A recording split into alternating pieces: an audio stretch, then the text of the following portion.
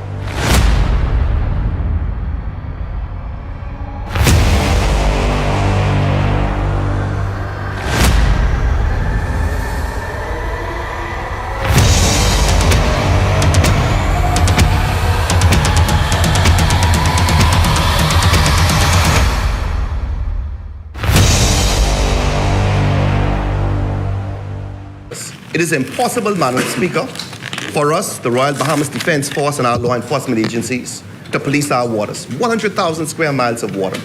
They're selling our country, they're selling our land, they're selling our archipelago of sea and sand. Now break down the acronym like you in class. Oh, they're selling our whole country, ooh, they're selling our heart. We got a whole nation in 73. Now we getting back the whole country. What kind of fools we must be, selling out for a bag of rice and a cup of tea. You know what just bug me?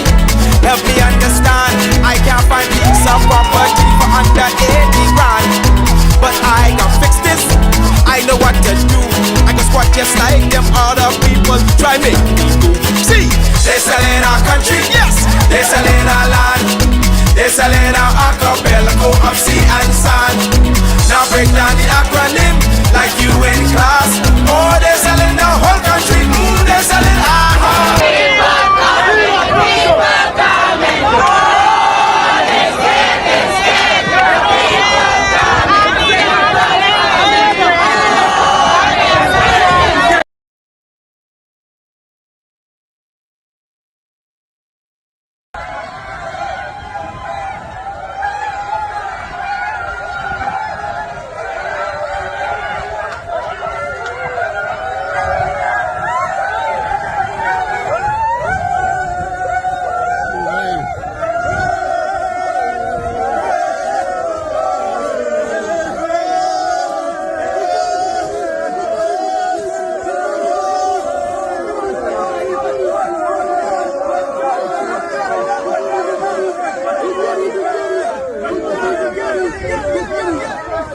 How long was the flight? How long was the ride over?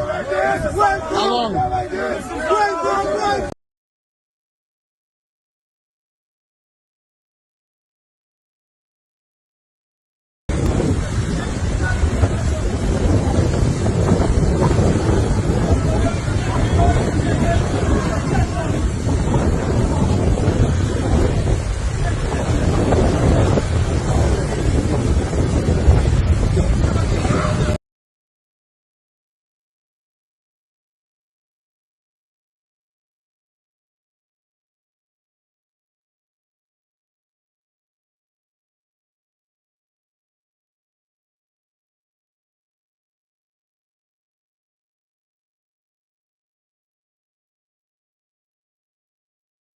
Flea market in Gauban Road, Rock Crusher, Tea Wash, cold as ice.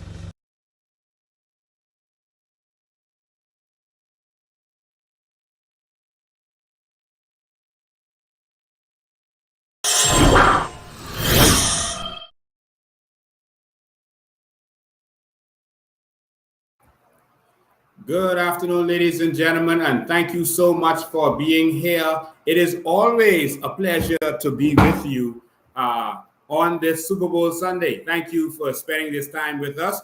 We're only going to be a short time. We're going to be less than an hour today because we know some of you got to go prepare for your Super Bowl. Someone asked me, why are you going live on Super Bowl Sunday? A lot of people won't be able to watch. And my answer to them was, everyone playing on that field is already rich. They're a millionaire. They straight and their children straight. Everyone on the sidelines, they straight and their children straight. We got to get our nation straight. The NFL makes more money than our entire nation. The NFL. And you are contributing to that.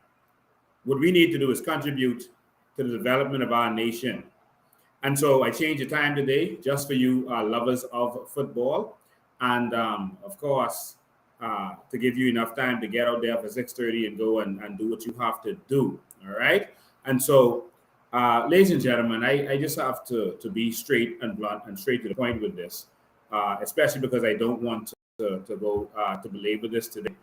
I want to be clearly understood by our servants.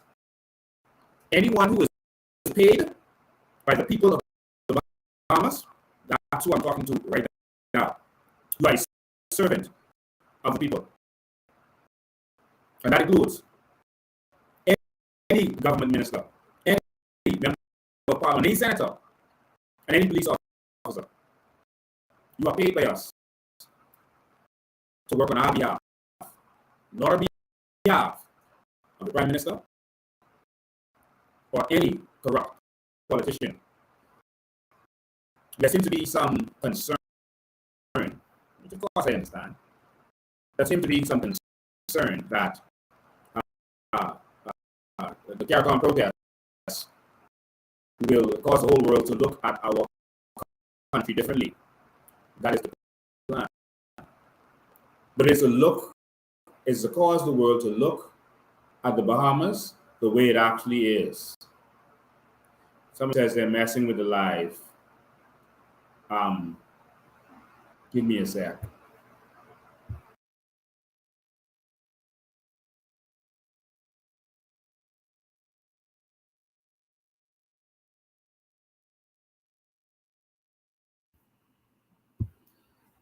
All right, new IP, we should be lost to them right now. So hopefully that everything is okay. We have set up, different situations to make sure that we can hide when we have to and switch things when we have to make it hard for them. All right. Someone says it's good now. Okay, thank you. Awesome. So that's it. Now let me say what I have to say, guys. Please share this live. Make sure that everyone is watching this. Make sure that everyone is watching this. The police had a ComStat meeting, and a ComStat is a meeting that they have every week. And the police is going to now know how powerful the new Bahamas is. The new Bahamas is here. It is not a futuristic place. It is already established. If you understand what I'm saying. There are many patriots all over this country. There is no government meeting at which a patriot, a citizen of the New Bahamas is not present. We want the police, the immigration department, the cabinet of this country, and everyone else to know that every time you open your mouth, we know what comes out of your mouth. We want you to understand that. Sometimes we'll have recordings of what you say, and sometimes we'll have a witness proof of what you say, and sometimes documentary evidence. But let me just show the police how serious the New Bahamas is, because they may not understand. This is something that is going to take place. This is something that is already here. And so, ComStat meeting is a meeting that the police have every single week. It's when all the leaders in the police force, the senior officers, get together and they discuss and they have a meeting on whatever are the serious issues of the day. That's where they communicate and they make sure that everyone is on one accord. And so that's where you go when rapes are up. You meet and you make sure that everyone knows what's going on. When murder is up, that's where you meet and you make sure everyone is going on, and then you put together a strategy. You see the persons who are responsible for certain things, they'll give an account, etc., etc.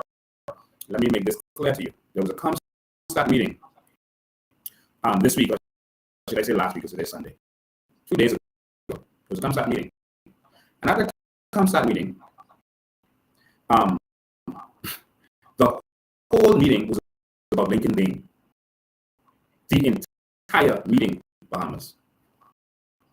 The entire meeting was about Lincoln Bain and what they could do with me. The major part of it was a concern about the CARICOM meeting. There seemed to be an effort at this meeting to brainwash senior officers to vilify me.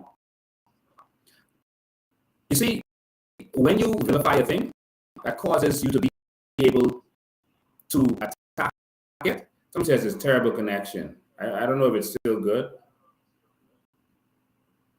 I don't know if it's still good. Oh, the sound's still bad. I'm hearing the sound and the sound's good to me. Let me run a test quickly. Well, just excuse me while I run a test. Getting the sound from here. Someone says it's good, better. Maybe that was the old messages that I'm just seeing now, because some of the messages come late. They don't show all the messages at the same time. All right, so they scatter the messages. Okay, you can hear me. Good. All right, so let's just make sure that it continues to be that way. So y'all just keep me informed on how the sound is. Someone says backup solid. Okay, what happens is Facebook separates the messages, and so some they'll put now, some they'll put later in order to make sure that the live stream can operate properly. All right, so let me just say this again. There was a Comstat meeting, and Comstat is a police meeting. I don't know how much of this you heard. Comstat is a police meeting, and if you see the live being interfered with, it is the government actually interfering with it because they don't want you to hear what's going on. You see the Senate hearings right now going on with reference to Twitter and other things, and how they've been interfering with activists and persons who were speaking out, et cetera, et cetera. Governments have power to do certain things, and Twitter, Facebook, et cetera, they've been cooperating with certain things. All right, so it's good now. You all just stay focused. Make sure you share this.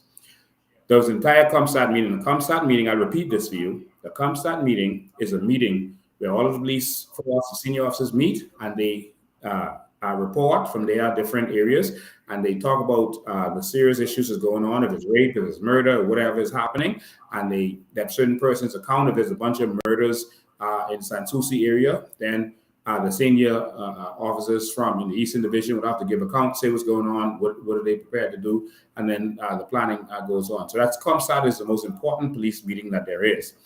At this meeting a few days ago, the only thing they discussed really was Lincoln Bain.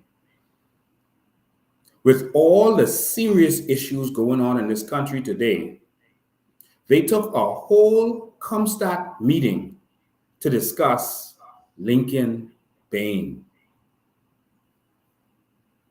A whole Comstat meeting with all the murders happening in this country, with all the drugs going through this country, with all the illegal immigration happening in this country, all the fraudulent documents, children now getting kidnapped in our country. That's a culture of another country.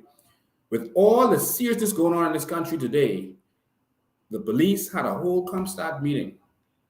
And I didn't get this from one source, just in case they want to look. A whole Comstat meeting where the discussion was Lincoln Bain. And so the pair that what they were doing were trying to brainwash the senior police officers. That's how I feel about what I heard came out of that meeting. They were trying to brainwash the senior police officers into vilifying me. And you always vilify things so that you could attack it and no one will care. Because if you kill a puppy, they'll send you to jail. If you kill a mouse, no one cares. If a butterfly comes into your room, you will play with it. But if a roach flies into your room, you will kill it and no one cares. That's vilification. It's like how the original settlers in America vilified the Indians. Remember, you played cowboys and the Indians was always the bad guy. But actually, in reality, the Indians were the good guys. And they were scalped. They would tell you, the Indians scalped people, and they would say negative things about them. But they were scalped. They took their hair to make brushes and other stuff and to do different things with it. They scalped the Indians. Nelson Mandela also talked about how they would vilify, people in Africa and their movement in order to be able to attack them and no one cares. And so this vilification is what you do so that a person can be attacked and they can still have the moral high ground. And so at the meeting, they started to vilify me and say certain things like, I say I care about the country, but, this is going to be the biggest embarrassment that this country has ever had. I guess these police officers weren't around when they had the commissions of inquiry in 1984 and in the 90s. I guess they weren't around. We were all over the news internationally about a nation for sale. They said this is going to be the biggest embarrassment in Bahamian history. And they said, I am saying that I care about the country, but I would vilify the country like this. Let me make it clear to you, senior officer. I won't call your name. I'm not vilifying the country. We're getting help. Because you clearly, and all of your officers in Comstat clearly can't deal with the issues. I spoke to the Commissioner of Police last week, Monday, about these very issues. Let me tell you what our issues are, in case you are not aware. And these are issues for which you need help. Your own Minister of Immigration says it's impossible for them to resolve this problem. The Commodore of the Defense Force said it's impossible to police these waters. It is impossible, Madam Speaker, for us, the Royal Bahamas Defense Force and our law enforcement agencies, to police our waters. 100,000 square miles of water. Do we need to play that again? Yes, we'll do that.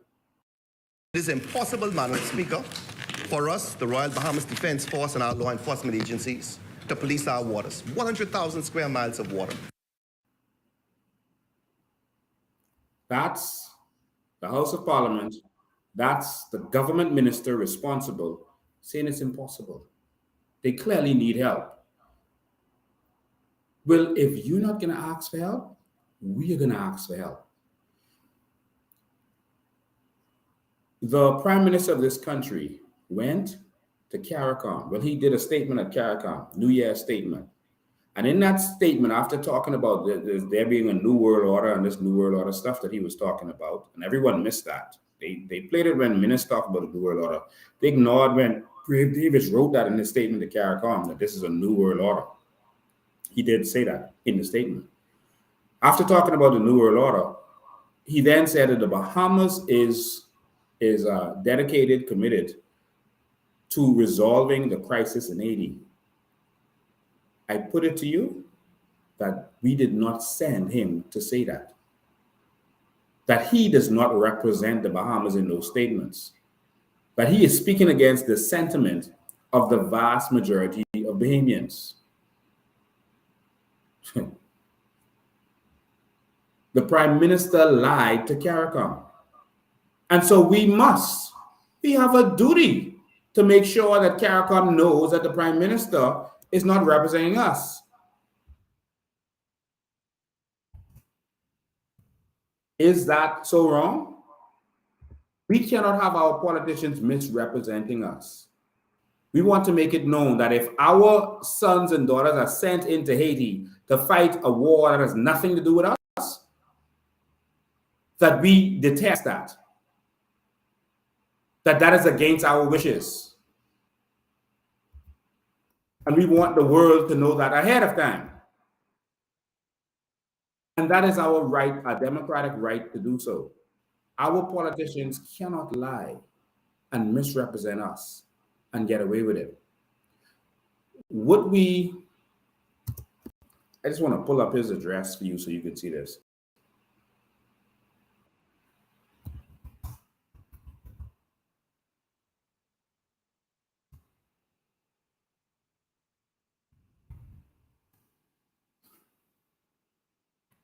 I just want to pull this up so you can see this. I don't want you to miss this. Or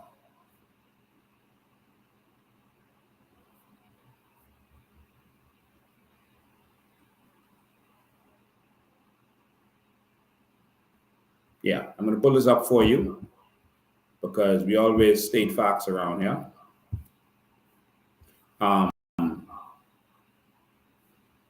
Because we want them to understand as they vilify me, and I have no problem with being vilified. I am not looking for friends in this battle. I'm not looking for favor in this battle. I'm not looking for political brownie points in this battle, because if I was, I wouldn't be fighting this battle. This is not a politically expedient battle to fight, because you are always going to offend some people. But this is the stance of a true patriot. And this is the stance of true patriots who will attend CARICOM. And we will let the world know that we are in a crisis and we need help. This is the New Year's Day statement by the incoming chairman of CARICOM. Make sure you understand that I keep hearing people saying that they have elected them. No, there's a rotation, and every country gets 6 months, and there's actually a schedule. The president's schedule, I think, goes into 2025. You can Google it, and it shows every 6 months that they rotate the leader. And so I guess it sounds good. They say, oh, he was elected leader of CHARICOM. No, he wasn't. All right, that's not exactly how it works. It's kind of deceitful. And so this is the statement that he gave, and this is what he's talking about. And in this whole statement, there's nothing that really deals with the Bahamas itself. Nothing that deals with the Bahamas and the issues that we face. And the reason they rotate persons is because they want each country to be able to make sure that they have their issues addressed and that it is fair, and that things switch towards what they're concerned with, and that they're stressed. All right. And so if you look at what he said, at home, meaning in the Bahamas, we are determined to help Haiti resolve its challenges. Determined. The beleaguered people of Haiti desperately need respite from the political, economic, and the security crisis which have engulfed the country. All right. So this is him speaking for us, and he is speaking for their, not for us, but speaking for their issues. Sorry, another camera show up. How is that possible? This is him speaking for their issues, and that's shocking to real serious Bahamians.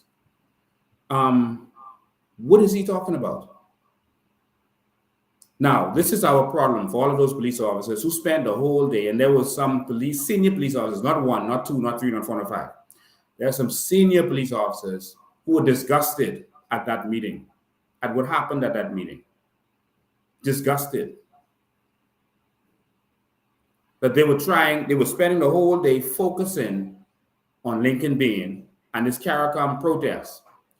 Every major event in this nation, every single major event, not in this nation, the world, has protests. Every G8 summit has protests. Every G20 summit has protests. The G7 summits have protests. Every single major event has protests. It is a democratic right. It is important to democracy, extremely important. So let me just say, what would be a real embarrassment to this nation? What would be a real embarrassment would not be our presence there to protest what is going on.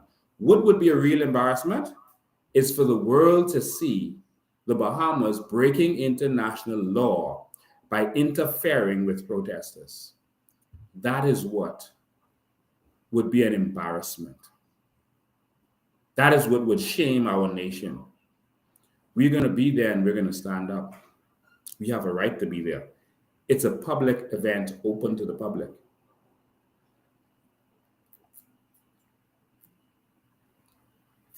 So it's good to let the world see what's going on. Now, we have an immigration crisis, a major immigration crisis that is affecting this entire region. It's not only affecting us. This is not an internal problem. This is not a problem of the Bahamas like numbers selling. This is not a problem of just hell.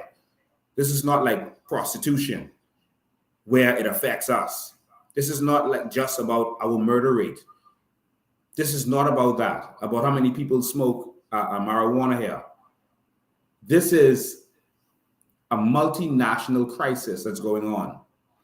The problem we have, and I want to make this clear to the police officers involved, we are going to get you some help because you can't do it alone.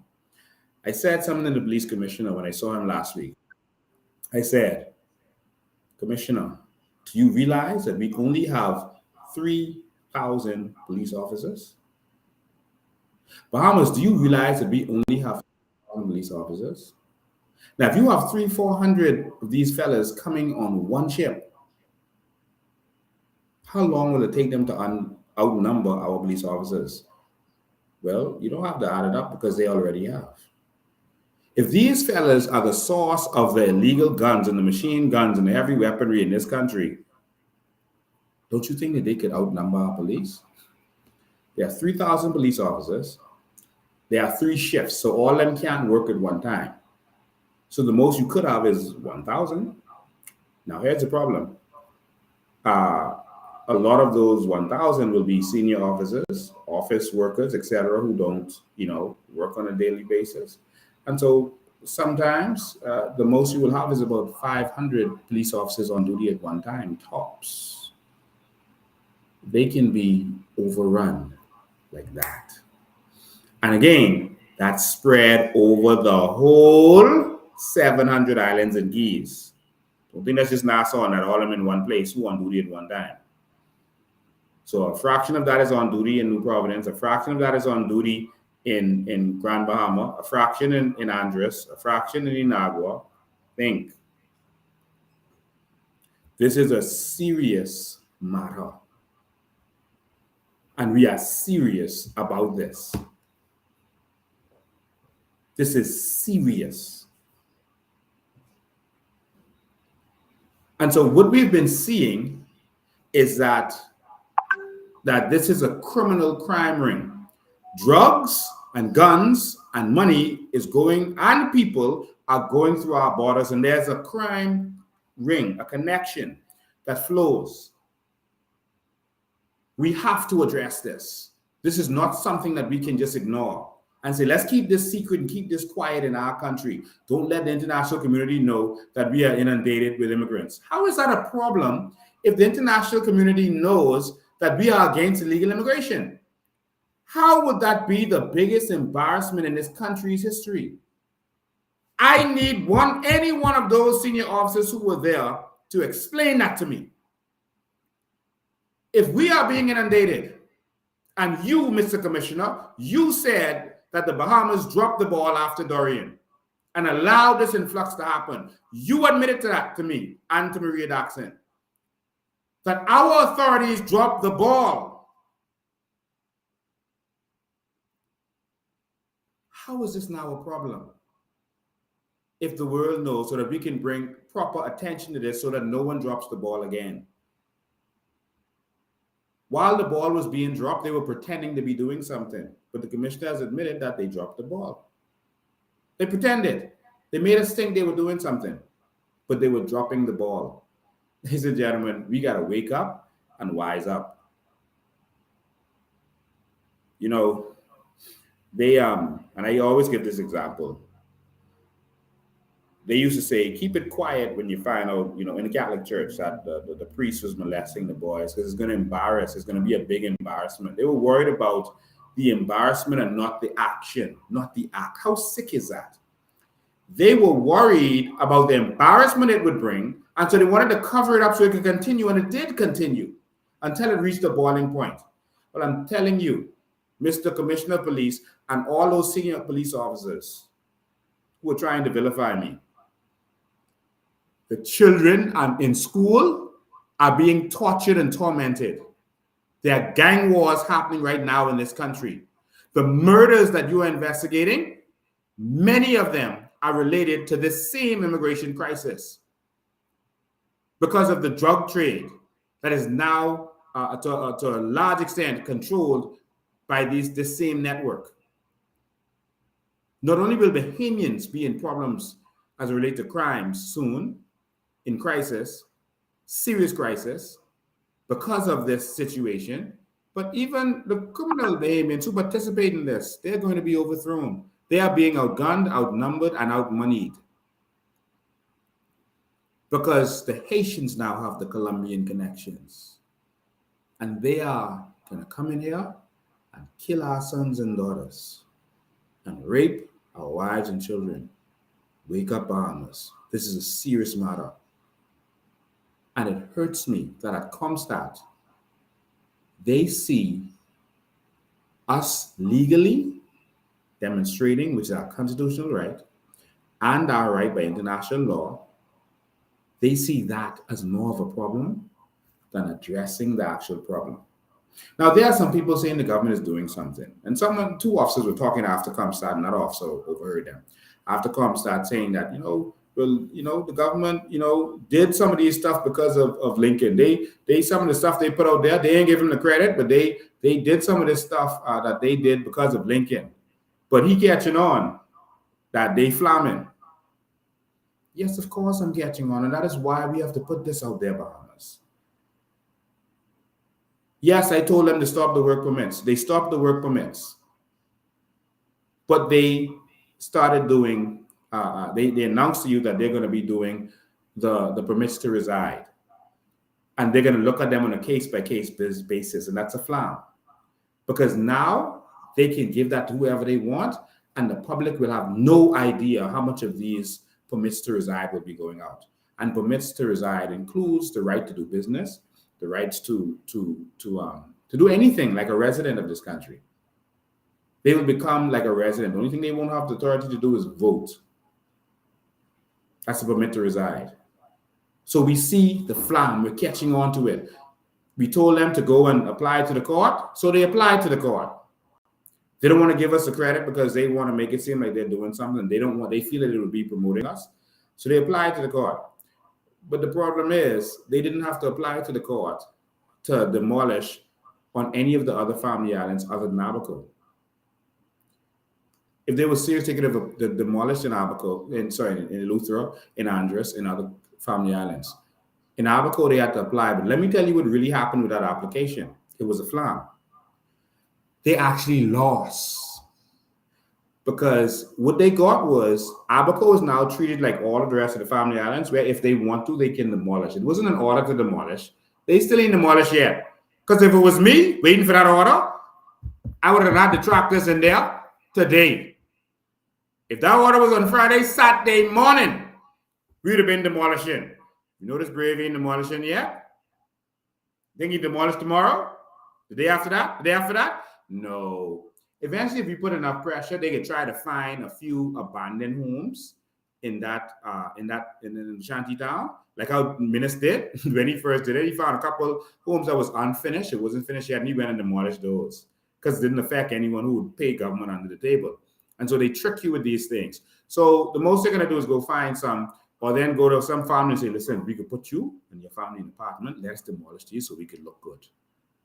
But they're not going to go there and wipe those shiny towns out. They're not. It's not going to happen. It's a stall tactic. They think we're stupid. But what really happened was in New Providence and for New Providence, I'm still talking to you police officers because you got to understand why we're going out there. In New Providence, they actually got a restriction on them that wasn't on them before. Before it just said, just come to the course and tell us that you're going to be doing the demolition. Now there's a restriction that it must be a hazard to public health. It's hard to prove. But that's a restriction that wasn't there before. So actually, the government got handcuffs and they lost that case. They didn't win it. Because now, to touch anything in New Providence, they got to go to court and prove that there's a hazard to public health. So all the immigrants have to do is put in a cesspit, basically, and that one name over.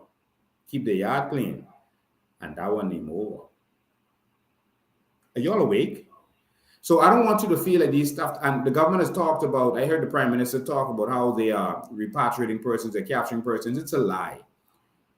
The U.S. Coast Guard, Cuba, and Turks and Caicos have been capturing these immigrants out to sea. Watch the news, ladies and gentlemen. The Bahamas government has been capturing no one. To sea or on land. No one. This Prime Minister is the Prime Minister of lies. I thought ministers could lie. This gentleman could lie. And they are only repatriating some of those caught out to sea. You see, y'all can calculate those numbers. But the ones who land in the Bahamas, and as you can see, obviously, they are new persons, because if a shanty town goes from 50 acres, and it didn't go from 50 acres. I went from about 5 acres. I was there. If it goes from 50 acres to 500 acres, that's like 4,000 homes if only one home on a lot. That's more than that. But if it goes to 500 acres, obviously more people are coming. But you're not sending them home. You're not even going there to look for them. It's a flam. They're bamboozling you. And this is why we have to stand up and fight, because this is getting serious, Bahamas. This is getting really serious. Don't trust anything that comes out of this Prime Minister's mouth. Remember, he told you that he would not allow the BC rates to go up. Remember, he told you that? Remember, he told you that he would not allow NIB to go up. I told you from after election and before election, whatever you hear him say, you know that that is not the truth. By the opposite of anything you hear come out of that Prime Minister's mouth. Anything you hear him say, you can go by the opposite of it. That's what you know is the truth, and that's what you know is going to happen. You see? He said they were gonna demolish shanty towns, and he came back and said, "Oh, if you demolish shanty towns, it's a humanitarian issue. You gotta have some place to put the people." I have a place to put them, Haiti. How about you put them there?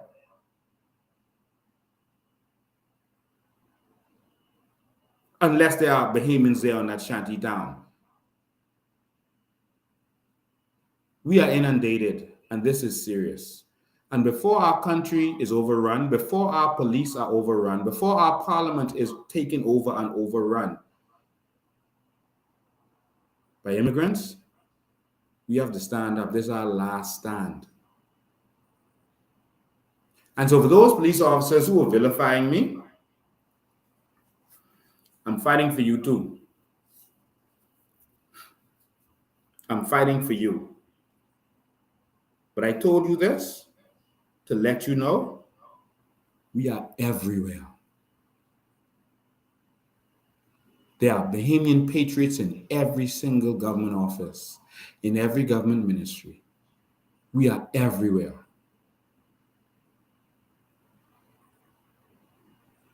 And so we know that you are getting instructions from Brave.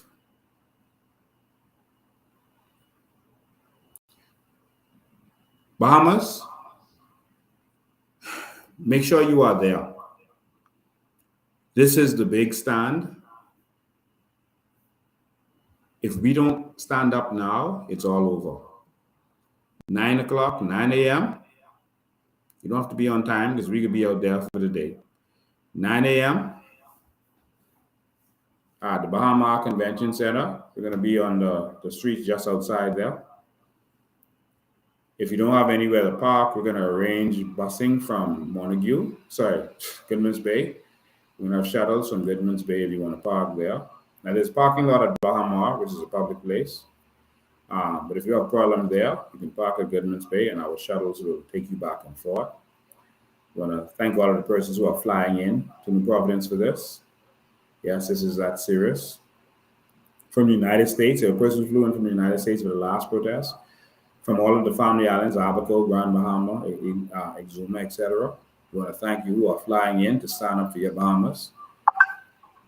We have to let them know that we do not accept what is happening in our country, and we do not agree to asylum. We do not agree to you allowing persons to flood our nation. We don't have enough hospital beds now. Somehow, when something happens with the illegal immigrants, they could find ambulance anytime. But for Bahamians, ambulance, we don't have enough police cars to deal with the problems we have now. How many times have you called and the police say, "Oh, well, we don't have a car, we got to wait for a car"? We don't have enough good streets now.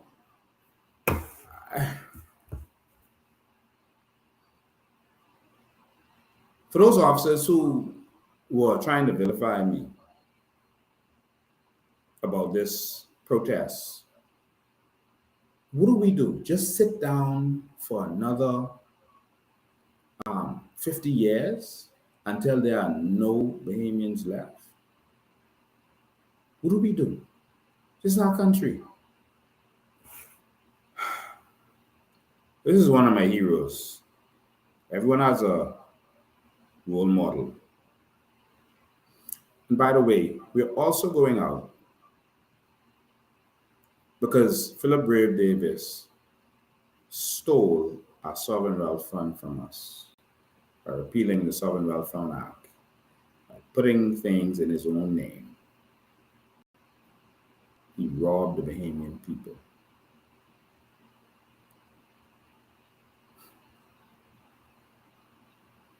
Are we supposed to just sit down and let this happen? Bahamas, y'all better stand up, They told you I was selling dreams, and then they took it all away from you. That's like your parents leave $1 million in the house for you, and the lawyer says, your brother hearing foolishly, your brother who say that your parents leave this stuff for y'all, he know what he talking about. That's a bunch of foolishness. He's selling you dreams. And then the lawyer goes behind your back, give himself a fake power of attorney, and sign over that property and all that money to himself.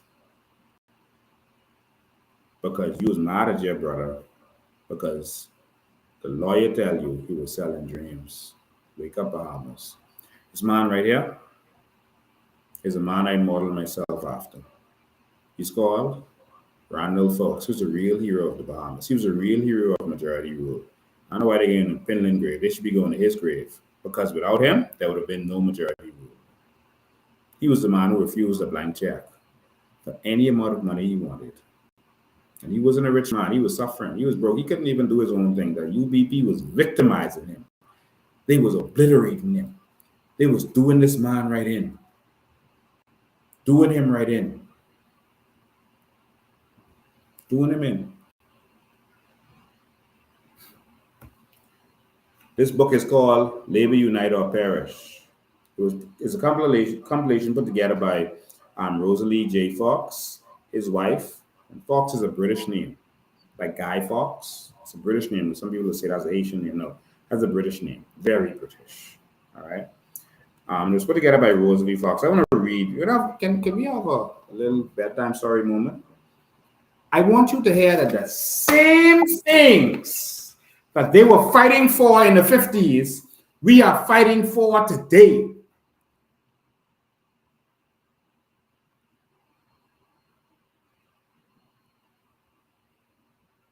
The exact same things they were fighting for in the 50s. Hospital beds, the roads, jobs, the foreigners coming in.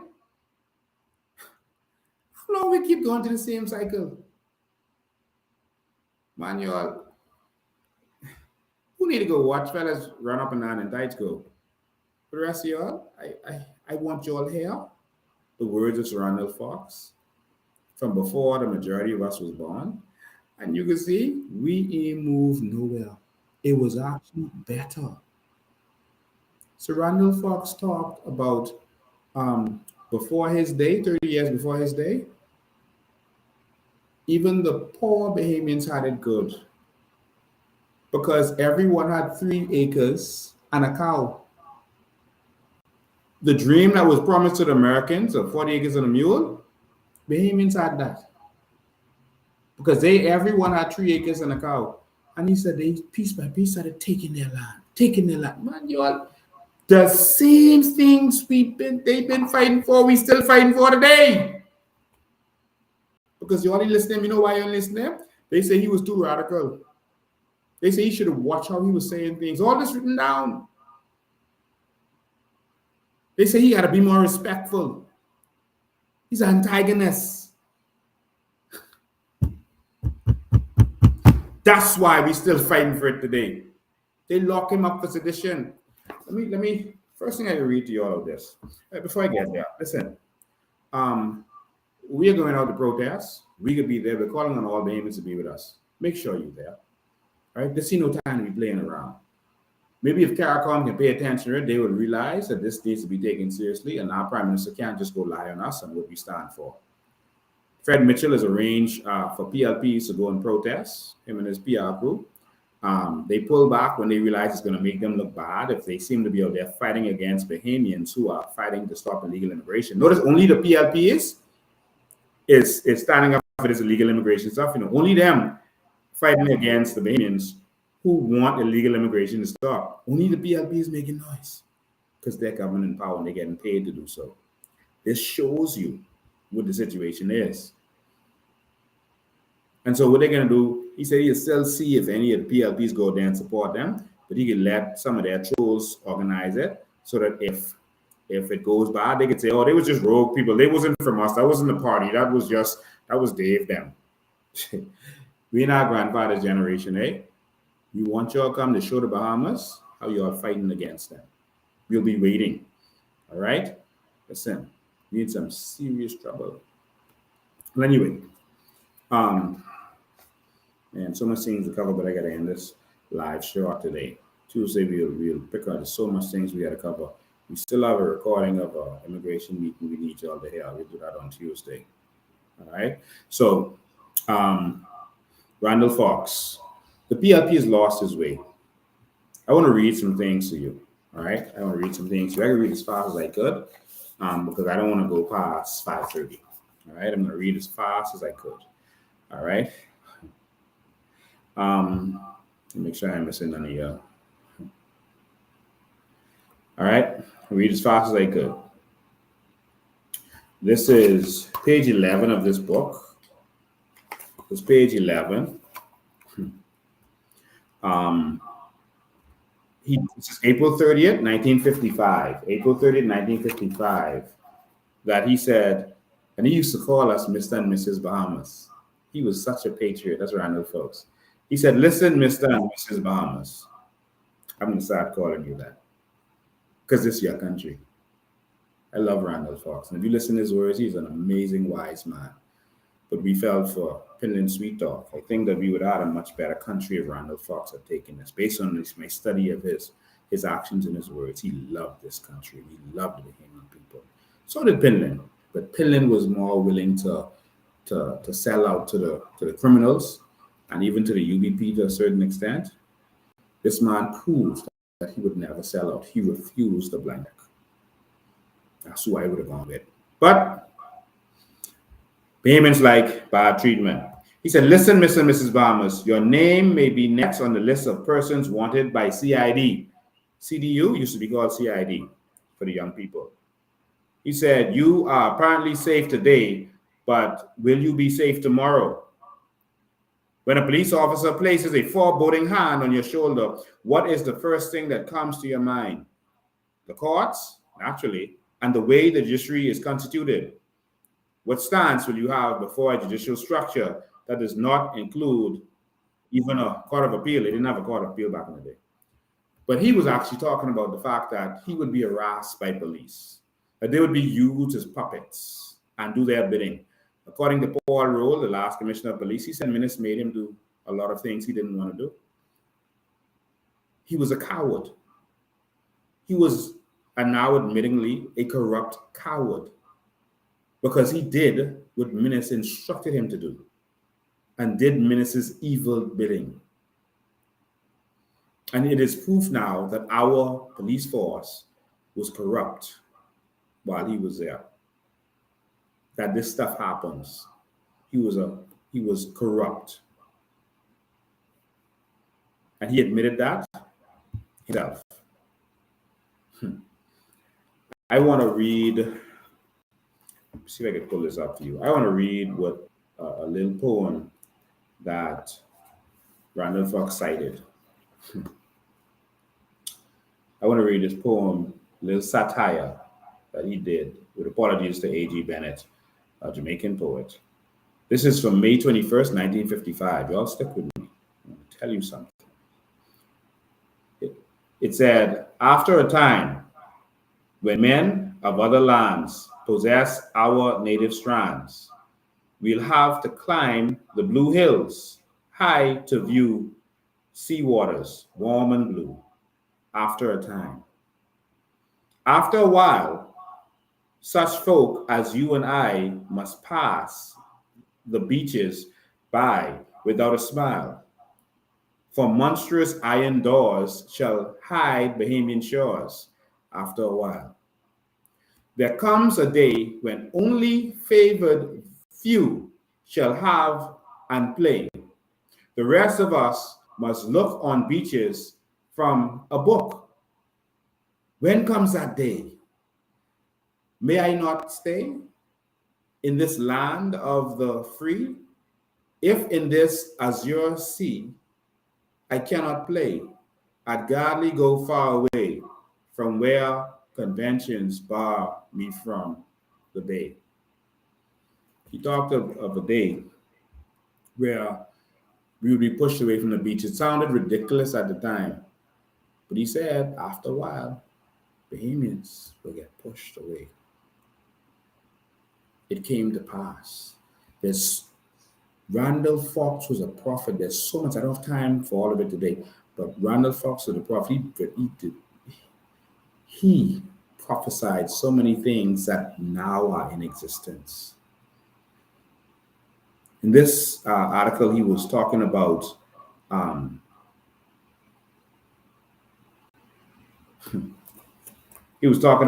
issues of their day. And in one part of it, he said, listen, Mr. Civil Servant, if you are wise, you will form a new organization of government workers.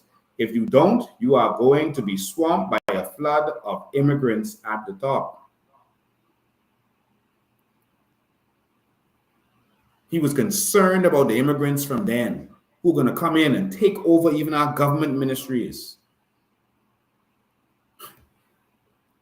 This was the fight from that day. Jesus. I want to read this one, and I'm going to read this in full to you. Bahamas, please listen. Don't go nowhere. Please listen. Because they didn't listen to Randall Fox. And that's why we have all the problems that we have today. Y'all, please listen to this man's words from the grave.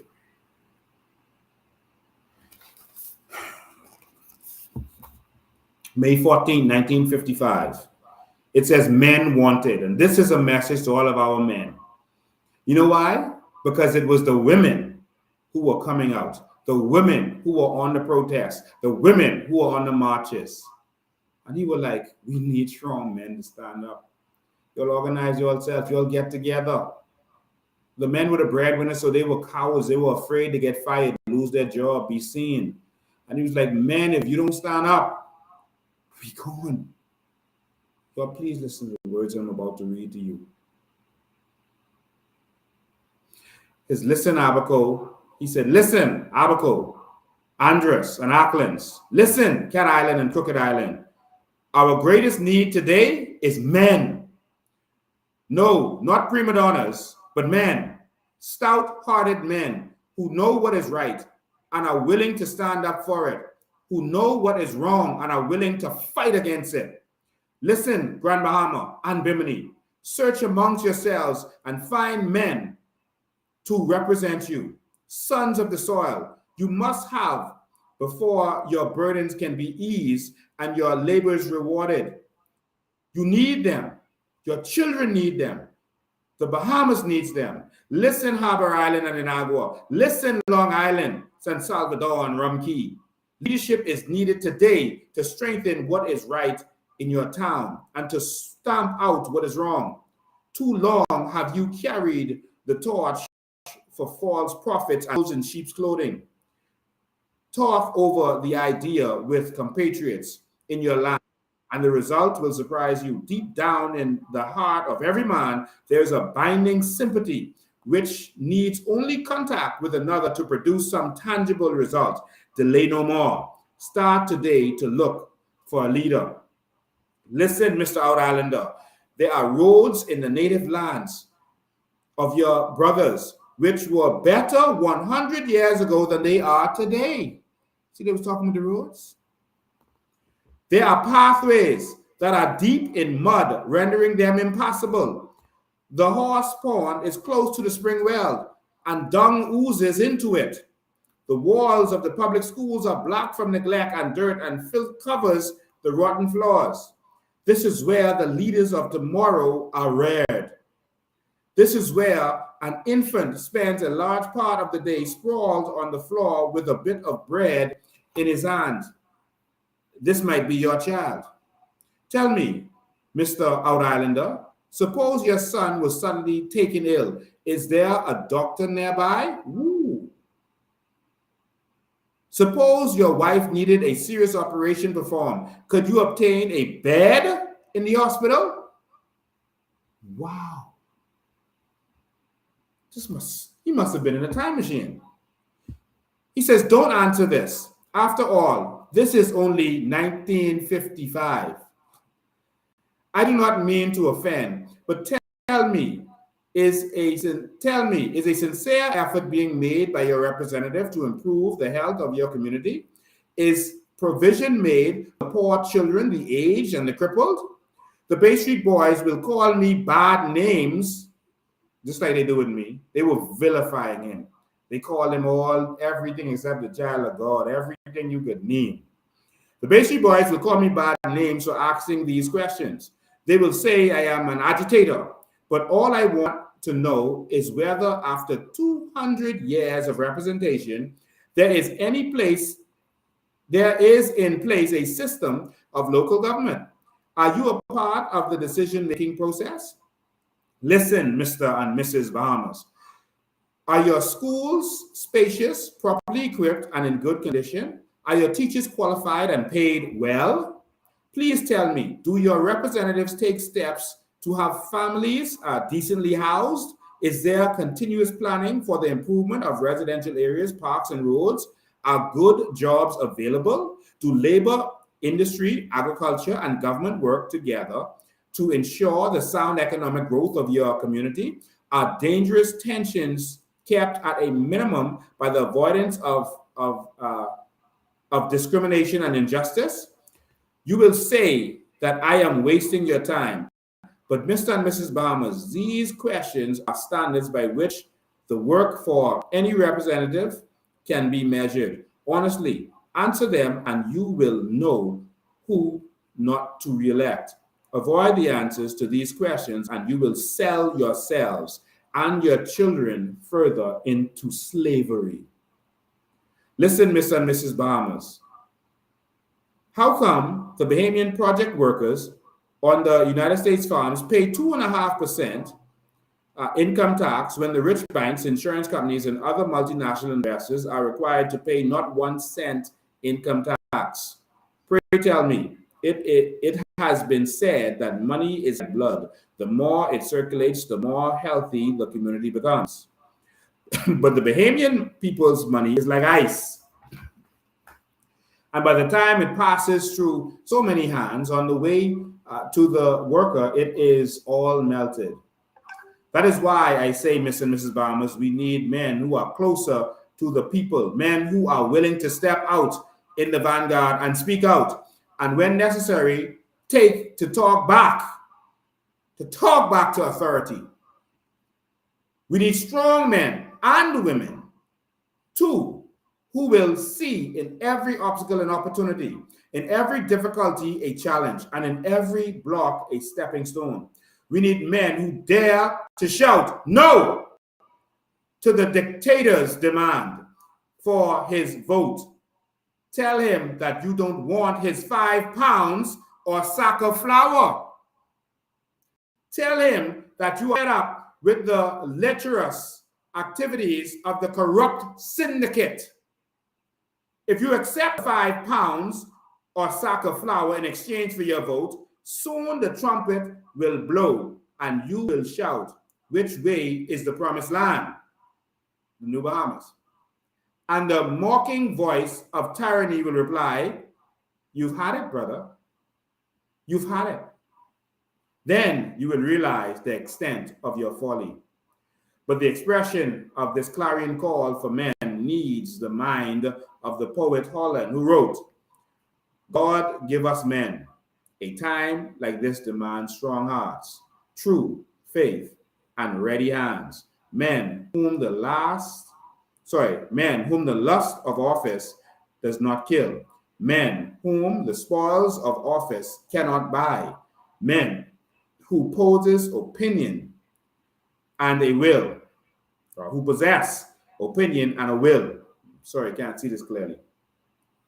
Men who have honored, men who will not lie, men who can stand before a demagogue and damn his treacherous flattery without winking.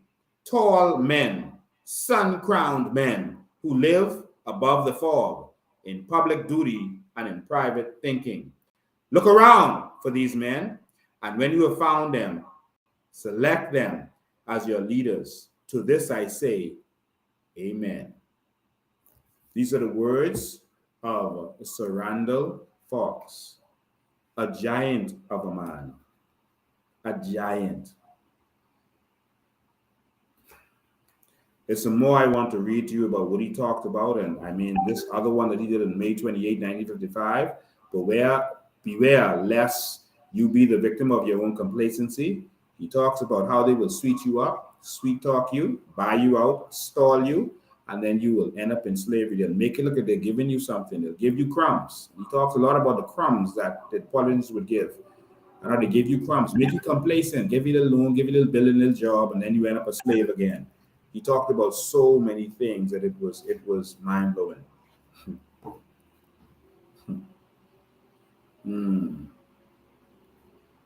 There's so much I want to say to you, but I'm going to leave it there.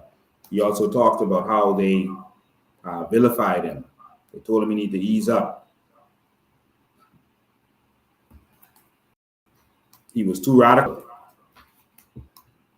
There's a lot more I'm going to read to you. And go and get this book. Go and get The Faith That Moved Mountains. And go and get this book here. It's called Labor, Unite or Perish. This will give you a good look into history and what they went through in those days and what we are going through now. It's amazing. I just want to read you one little more, and then I'll be out of here so you can go to your Super Bowl. But the issues have not changed. I wanted to read more of this. The issues have not changed. The immigration issues, the roads, the hospitals, the education, the corruption. They were getting more back then because £5, if you read another story, you realize that £5 was a week wages that they gave to hotel workers during the winter, and then they gave them about £3 during the summer when it was slower. And so £5 is what you got a week. So they gave you a week wages to buy your vote. Today they giving you $50 in a t-shirt. At least they were selling out for a little more. They got a week wages. A normal week wages. You're selling out for $50 in a t-shirt. They got a week wages or a bag of flour. Oh my God. Let me just read this last thing and we'll touch on some other stuff later. I ain't watching no Super Bowl. I with you. I'm going to be planning for the New Bahamas. One of the strangest contradictions, this is on April 23rd, 1955, labor and the unfair distribution of wealth. He was talking about the poverty and the disparity from those days. And we're still concerned about it now today. All right.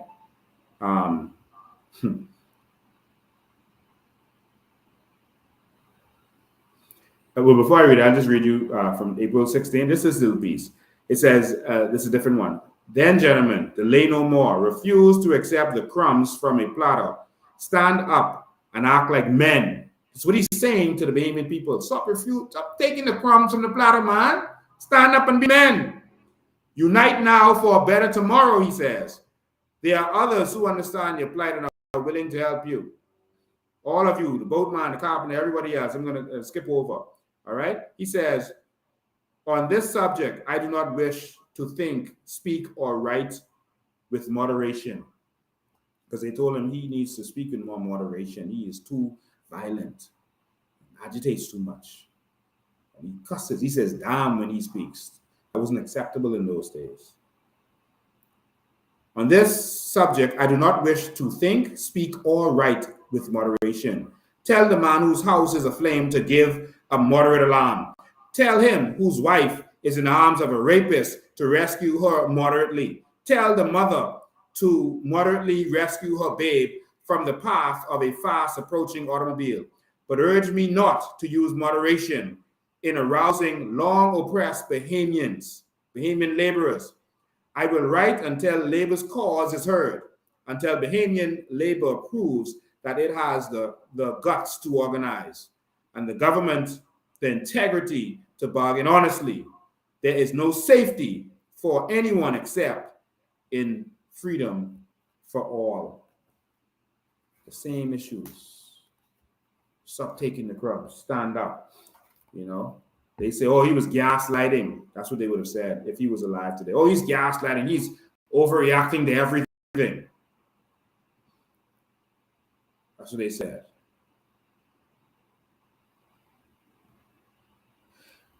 This is another one, April 23rd, 1955. One of the, he says, I'm going to skip to the second paragraph. It's page 4. There was a time when the total revenue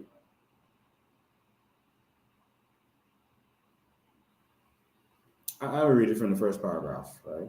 One of the strongest contradictions of our times is the tendency toward the increase of poverty in the face of increasing wealth. So the country making more and more money. There's a lot of money in the country.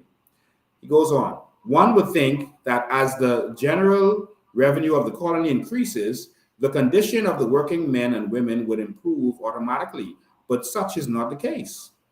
So in other words, he was saying, but the country getting richer, but the people, the Bahamian people who work, and we ain't feeling that. He said there was a time when the total revenue of this island was only 25,000 pounds. So the total revenue of the entire island, of the entire Bahamas, was 25,000 pounds. Can you imagine? That's 1955 he's talking. Today, the revenue is roughly 3 million pounds. That's 1955. If we were to investigate Bahamian life 30 years ago, we would find that land values were not as high in proportion to the income of the masses. And consequently, the gap between the rich and the poor was not as wide as it is today. In those days, each person had his proverbial 3 acres and a cow. Wow. And the majority of the people had leisure enough to devote to the finer things of life, the reading of good books, the love of music, and the appreciation of intelligent conversation. Wow. And the people of Bahamas were living so good that they had time to do what they enjoyed, to love themselves, to love their country. That is all we want. People say, oh, if you give everyone, let them benefit from their natural resources, everyone is going to get lazy, etc., etc. No, they have time to do what they love, and they're going to be more productive. I'm fighting for the same thing that Randall was fighting for. He says, between the years of 1930 and 1955, there was a gradual speculation in land. Speculation in land means, say, buying up, taking up all the land or buying it or stealing it, right? But speculation just means that they're taking the land. The gentry created large estates and at times, with the help of government, wrested from the poor even the small tracts which had been handed down from one generation from another. The government was helping them take land from the Bahamians. This continues to this day, y'all. We still fighting the same fight to this day. The recent Oaks land deal is a classic, Harry Oaks. Oaks land deal is a classic example of extortion from the poor to benefit the rich. And they put up a monument in his honor. We taking that down.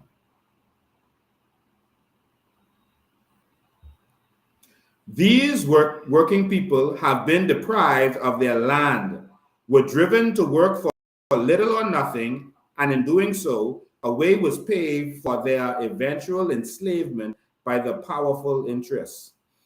They keep you poor and keep you poor, so if you didn't want to sell your land, you have to sell it, or if they take it from you, you didn't have the money to go to court and challenge them and fight them. Do you see, Bahamas? Do you see what we're fighting for? Officers who were in Comstat, who are vilifying me. Are you understanding what I'm fighting for? That I am fighting for what Pinlin and Randall Folks and Marlo Butler fought for. We have to make the Bahamas great again. We have to carry on their legacy. What Ingram and Christie and Minnis and Davis have stolen from and are stealing from us, we must restore the Bahamian people. This is our fight. Because they were fighting, I'll read the rest of it, I'll read it another time. They were fighting for labor, for us to be able to work. Because he talked about the three segments of wealth, the three segments of capitalist society, which is land, capital, and labor. He talked about it in this book. And it is in Wealth of Nations, which is the book I showed you a few lives ago, where capitalism comes from. Land, which the wealthy own, and they make money from their rents and the business that goes on the land. Capital, which the finances own, they keep all the money. And then the labor, you do all the work. And you become a slave to the first two. And the first two work together to keep you poor. That is what he talked about in his book. But there's a new philosophy. That is the new Bahamas, where the Bahamians will benefit from their land, from their natural resources. And we will not be the lower class anymore. The foreigners who come in to work for us will be. We are not saying that no foreigners should come to this country. We will need Filipinos to come and work for us. We will need Haitians and Jamaicans to come and work for us. But the difference is they will come and work for us because the natural resources will be taken from our land. What they did to take power from you was take the land from you. The slave masters left the land for Bahamian people. They stole it away from them. Don't you see it? He said, everyone had their 3 acres and a cow.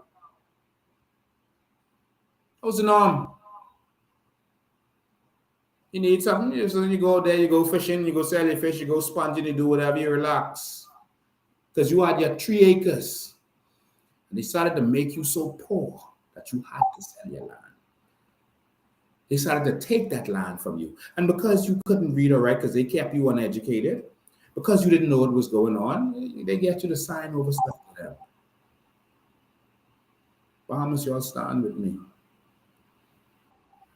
The evolution has begun.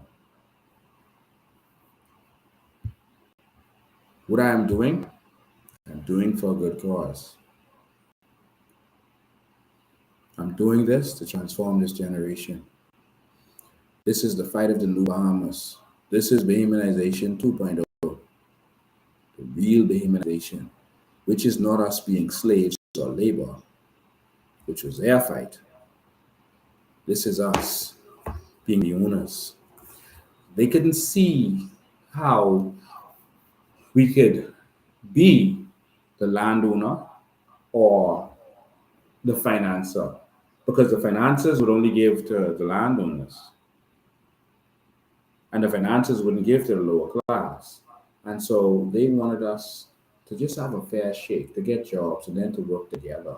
And by pulling together, we would get stuff done. That's a 100-year process. But if they had known that if we just owned the land was the power. The natural resources are in the land.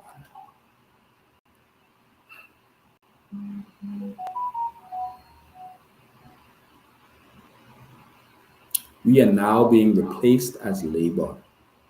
If it's land, capital, and labor, and now we're being replaced as labor, because the educated Bahamians are constantly replaced by foreign expats. When the companies come, they put their own people in place. And many of our educated people are going away. And then the laboring Bahamians, they lie and say Bahamians don't want to work as an excuse so that they don't have to hire us, or as an excuse to bring in these illegal immigrants. Let me show you something. The construction industry said Bahamians don't want to do construction. That's a lie. It's a fail. They want to. You're not hiring them. Let me tell you one of the reasons they don't hire Bahamians in construction. Because a lot of contractors, a lot of them, not all, but a lot of contractors, because of bad money management, they end up owing their workers a lot of times. They don't manage the money as they get it in. or sometimes some might be, building a house for someone else while they're building your house and they overstretch and they can't pay you. I experienced that. And so when they do that, the Bahamian can complain, give them hell, or sue them. The Haitian illegal immigrant can't complain, can't sue them, they can't go to court. What God they going to do? And so they have to put up with whatever and just keep working and hope they get a little piece of what is owed to them. Remember in Palm Key, the contractor there was arrested for murder because the Haitian man who he owed money to came, just asked him, man, just give me money, man, I have my family. I have my family to take care of. Just daddy, just give me something. And the man just shoot him. That's why. It's not because Bahamians don't want to work. Bahamians built Atlantis. Bahamian workers. Yeah, they brought some Mexican, but Bahamian workers built Atlantis. I was there as a police officer working. We want to work. We are tired of you taking our opportunities from us. Tell us we don't want to do yard. We don't want to farm. There are 700 Bahamian farmers in this country. Over 700. They don't want to tell you that. I'm talking about licensed farmers in this country. Oh, Bahamians don't want to farm? They don't want to do landscaping? Who's on the side of the roads doing the roads? It's Bahamians. Bahamians will do anything. You'll stand in the garbage truck and pick up your garbage 2 o'clock in the morning. It's a lie.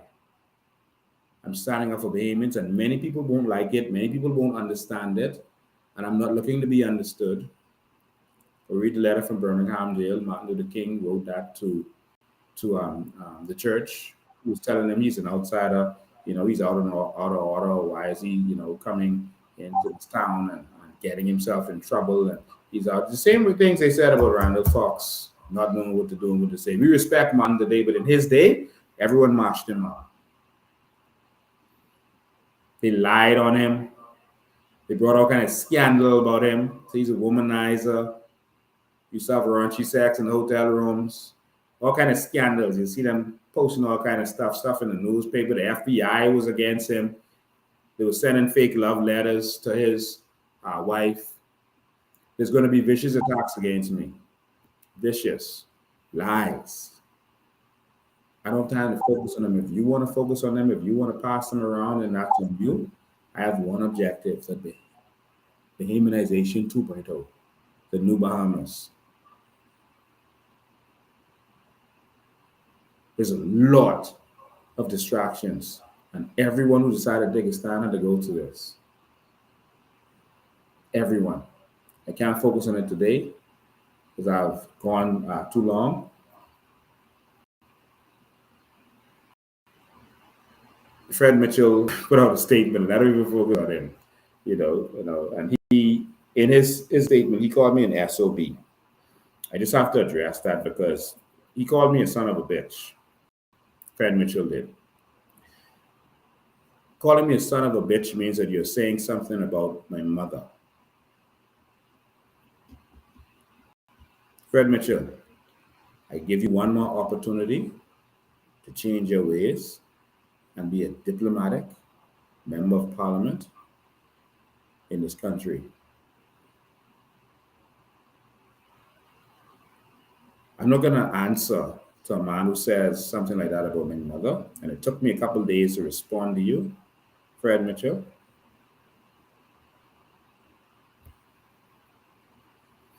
It took me a couple of days to respond to you, but I realized that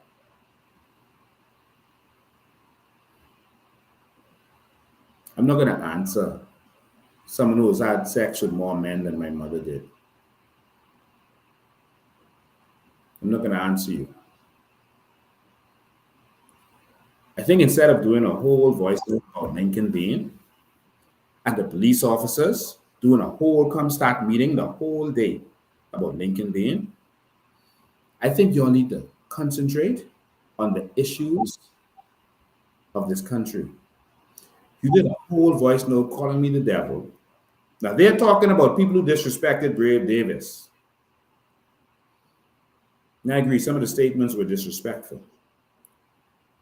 But no one will stand up to the leaders of the PLP, the chairman of the Progressive Liberal Party, who is talking about a former judge because she disagrees with some things that he is saying and doing, calling all manner of names, who disrespected a governor general, calling her all manner of things, who constantly disrespect me, calling me the devil and all manner of things. It don't bother me, you know. It don't move me at all.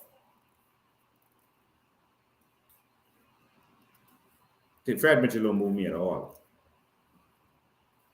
But what bothers me is that people will still vote for that.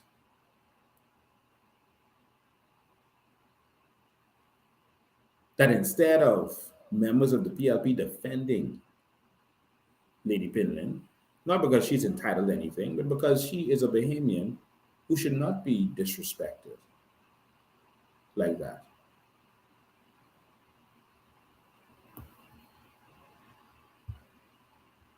You know what?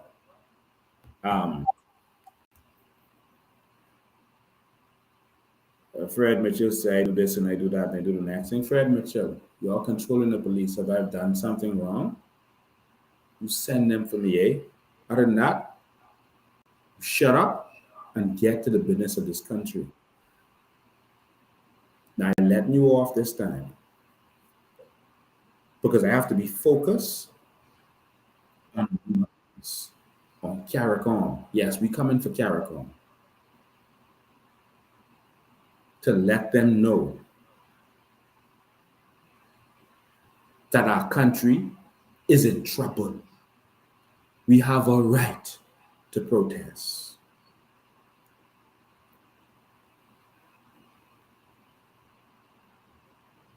So I'm not going to answer Fred Mitchell. Bahamas, I'm just going to ask you to wake up and to keep talking to your family and friends. Keep talking to them. They're going to come on board. They're going to realize. They're going to start to feel what's going on. You know, I want to say this to you. This is a call for all Bahamians to unite. All of us. Black, white, whatever you are. If you are Bahamian, I'm calling on you to unite. The new Bahamas is for the benefit of all Bahamians. If you allow them to keep us separate, if you third-party leaders decide you want to stay separate for whatever egotistical reason, if you, the Bahamian voter, if you allow them to keep us split between PLP and FNM, you're going to keep the same cycle that was going on from Randall Folks Day. It's time for a new Bahamas. And the only way you will have that is if we unite. The PLP had meetings recently, and they said they got to go after me in Pinewood. That they got to spend millions of dollars to in Pinewood to make sure that I don't get into the House of Assembly. They called in, what's his name, Laroda, and told him he got to get to work. They're going to pump the money into him because their biggest concern is me in the House of Assembly. I want to say to all the people of Pinewood Gardens, Pinewood Gardens is who I am. Pinewood Gardens is who you are. Pinewood Gardens shaped the man that I am today. It shaped me into a courageous, intelligent young man who does not fear anything that they could bring from me. I am street smart and book smart. I have lots of experience. Pinewood made me the man that I am. Surviving Pinewood made me the man that I am. Playing basketball on Pinewood Park, learning my social skills made me the man that I am today. Some of the amazing, talented men and women in Pinewood Gardens made me the man that I am today. I'm only asking y'all to put aside party politics just one time and let's see. Let's see. So they're calling around now, offering people jobs. Laroda was actually out campaigning on yesterday, actually. They're calling around and offering people jobs. They're gonna make sure they have the back to school giveaways, the Christmas giveaways, and all that. That's your money. Take it. But let's try something different. Just one time. We need something new. We need something new. Yep. They're gonna give you the jobs. Take it. That's yours. Yep. They're gonna offer you lots of money. Take it. That's yours. But guess what? Just know that that is only happening because a Pinewood man is a threat to them. Remember I told you this a couple months ago? That because I am a threat to them, they're going to have to cater to you. They're not doing it because they love you. And as soon as the threat is moved, because you vote for them again, I ain't got time for this. As soon as the threat is moved, they could be worse than they were before. Don't fall for their tricks. Take the jobs, take the money because that's yours. But we got to stand up. They've been swinging us back and forth over and over. And so they think that the £5 and a bag of flour is going to buy you. And maybe it will, you know. But if it does, let the suffering continue. Pinewood, they are going to flood you.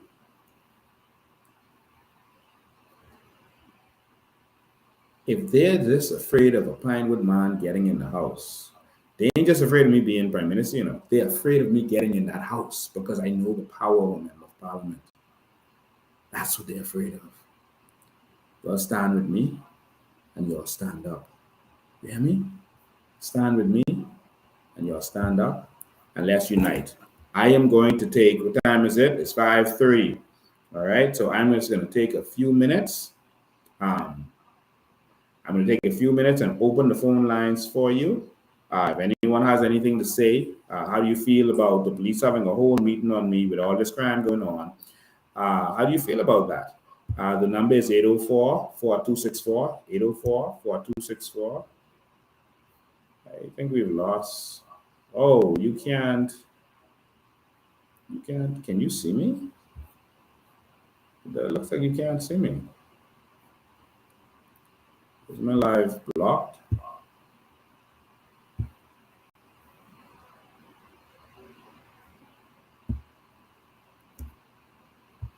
Okay, I don't know what's going on. Something is going on. Jesus. I don't know if you could see me. It looks like everything is free, it's frozen. Let me just take a quick look and see if you can still hear me, but you just can't see me. But it looked like this whole thing has been attacked. Oh, I can look right from here. It looks like the whole live has been attacked. Let me see. Okay. All right. See that you can still hear me. Oh, you just can't see me. I don't know what went down with that. Just give me 1 sec. Let me see what I could alter here.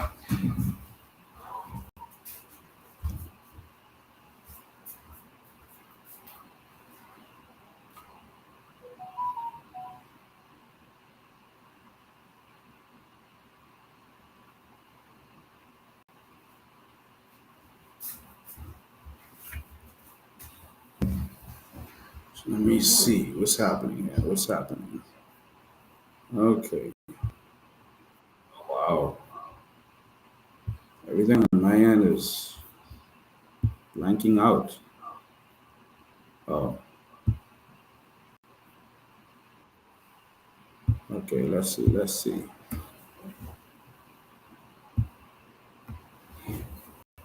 Yep, our live is under attack. Just give me 1 sec.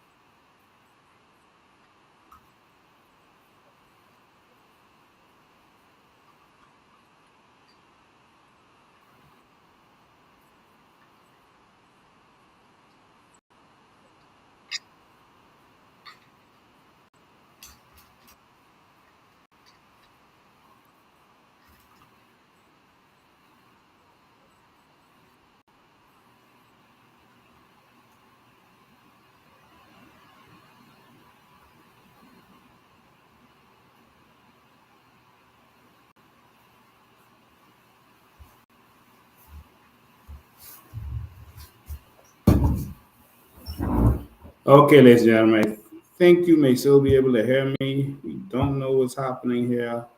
We're trying to reset this whole thing.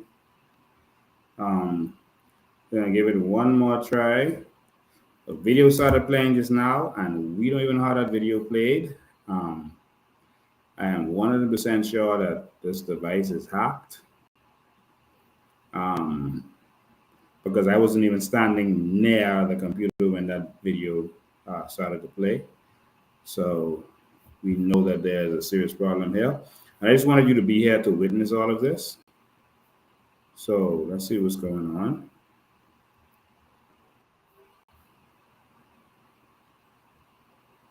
This is particularly strange.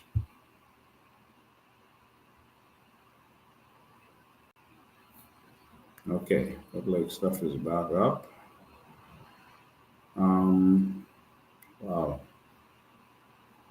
So you should be able to still hear me, but there's no video.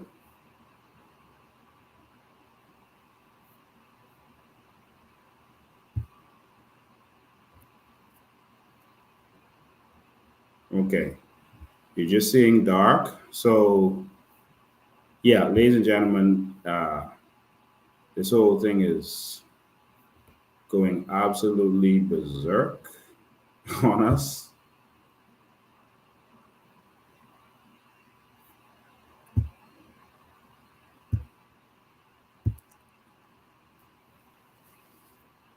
Okay.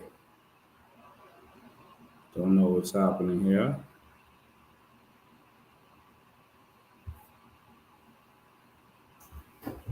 Okay.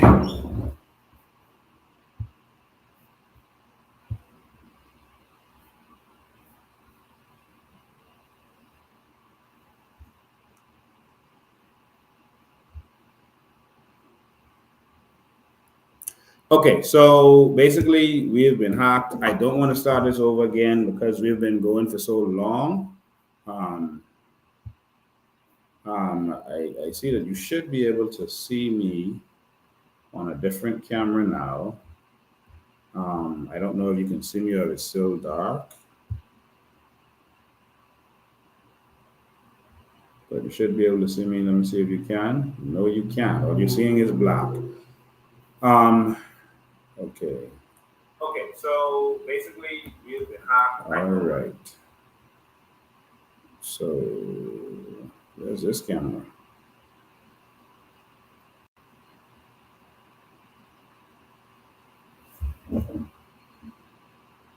Yeah.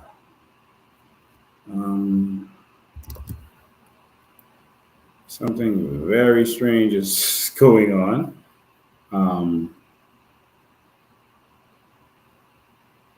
There's another camera in this room that is not a camera of mine, but is actually showing up on my screen. That's amazing. There's literally another camera. I gotta take a screenshot of this. Listen, Bahamas, I want you to understand, I know you can't hear me right now. I'm gonna take a picture of this extra camera that's showing up on my screen, and there's no camera that I have that is pointed where this camera is pointed. And so this is particularly shocking. It's like they are doing another feed, and somehow they're able to see in this room. This is shocking. So yeah, everything is gone haywire. I want you to understand and know that if in any event that something happens to me, I would never commit suicide. That would never ever happen. All right. Under no circumstances, I'm not a give up type person. That will never happen. And so, if for some reason they tell you that that is the case, it's a lie.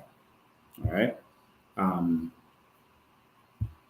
They tell you I was in a car accident, a robbery, any of those things, it's not the truth. If they told you they found some drugs or bullets in my car or any place I'm staying, it's a lie. I'm too close to the New Bahamas. If they told you I raped some woman, it's a lie. Just stay focused. They're going to try a lot of things in the coming days. They're going to try a lot of things in the coming days. We don't know what's happening here. They're going to try a lot of things.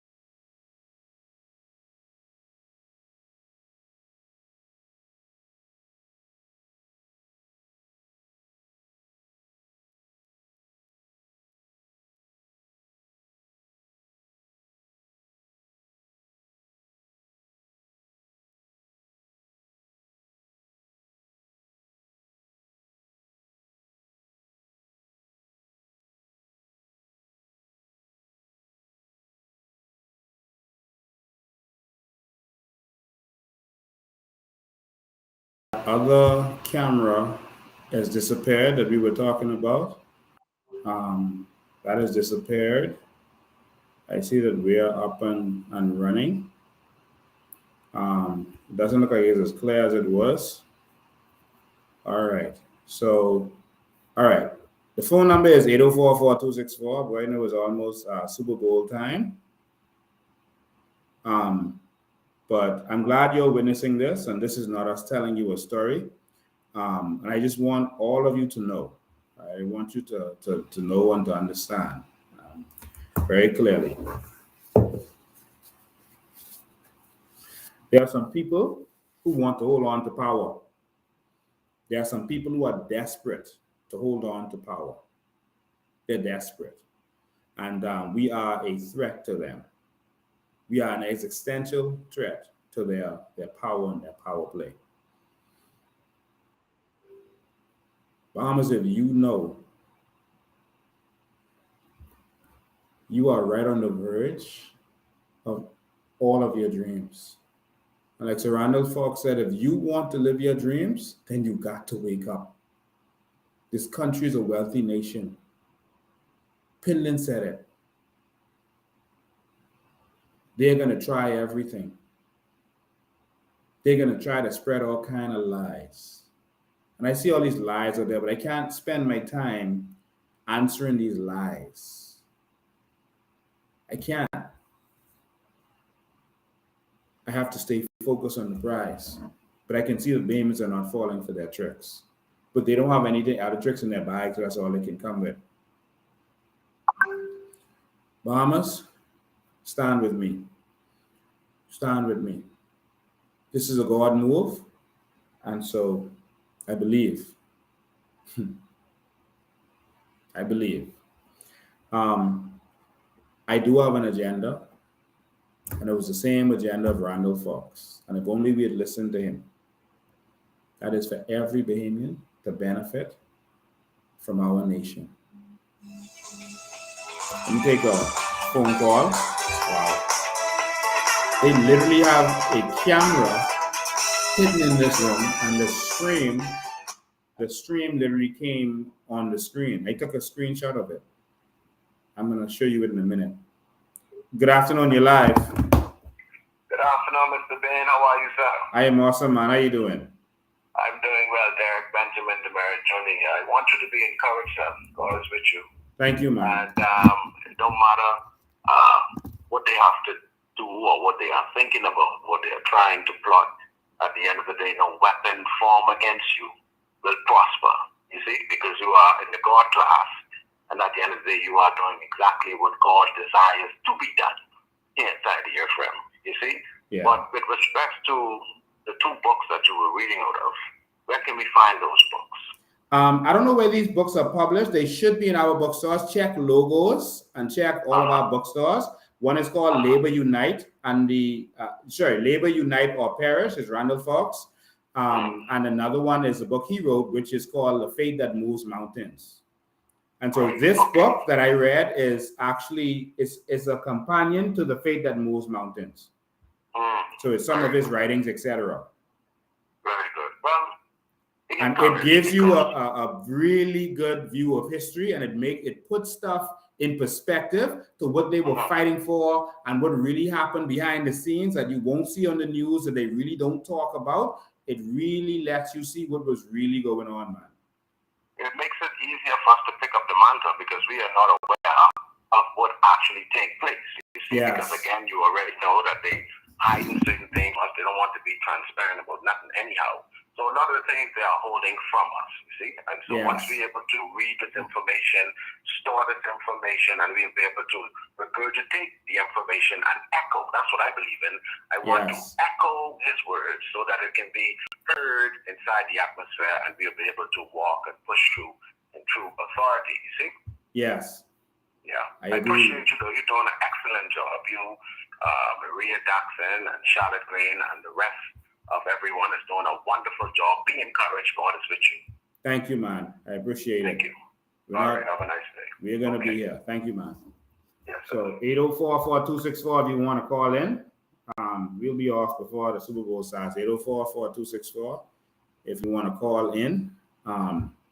Yep, there's a camera in this room that I'm going to have to find, and somehow the camera is connected through the internet, and the stream actually came on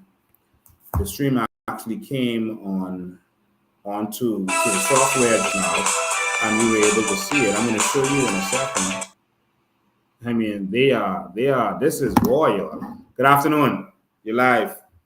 Good night, Mr. Bain. Good evening. Good Mr. evening. Bain, at that march on Wednesday, I think I saw a miracle. The police had instructions to let you and Maria Daxon go in Parliament upstairs. They kept you all from going in. Yes. And the crowd chanted for about 5 to 10 minutes. Let them in. let them in. And for some strange reason, Jehovah God must have touched the Speaker of the House ears, because she sent a police down telling them, let you in. And when the FNM and PLP saw you and Maria come upstairs, I think that's the first miracle they ever saw. Thank you and good night. Wow. Thank you, man. Thank you. 804-4264 is the number. 804-4264. And I'm supposed to put it on the screen, right? Literally trying to put this thing on the screen. Wow.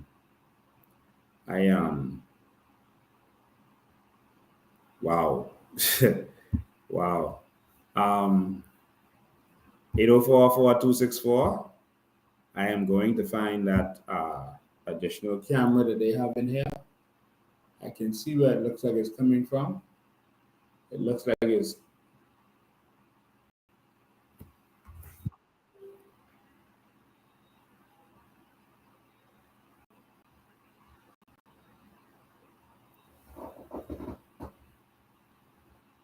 the camera looks like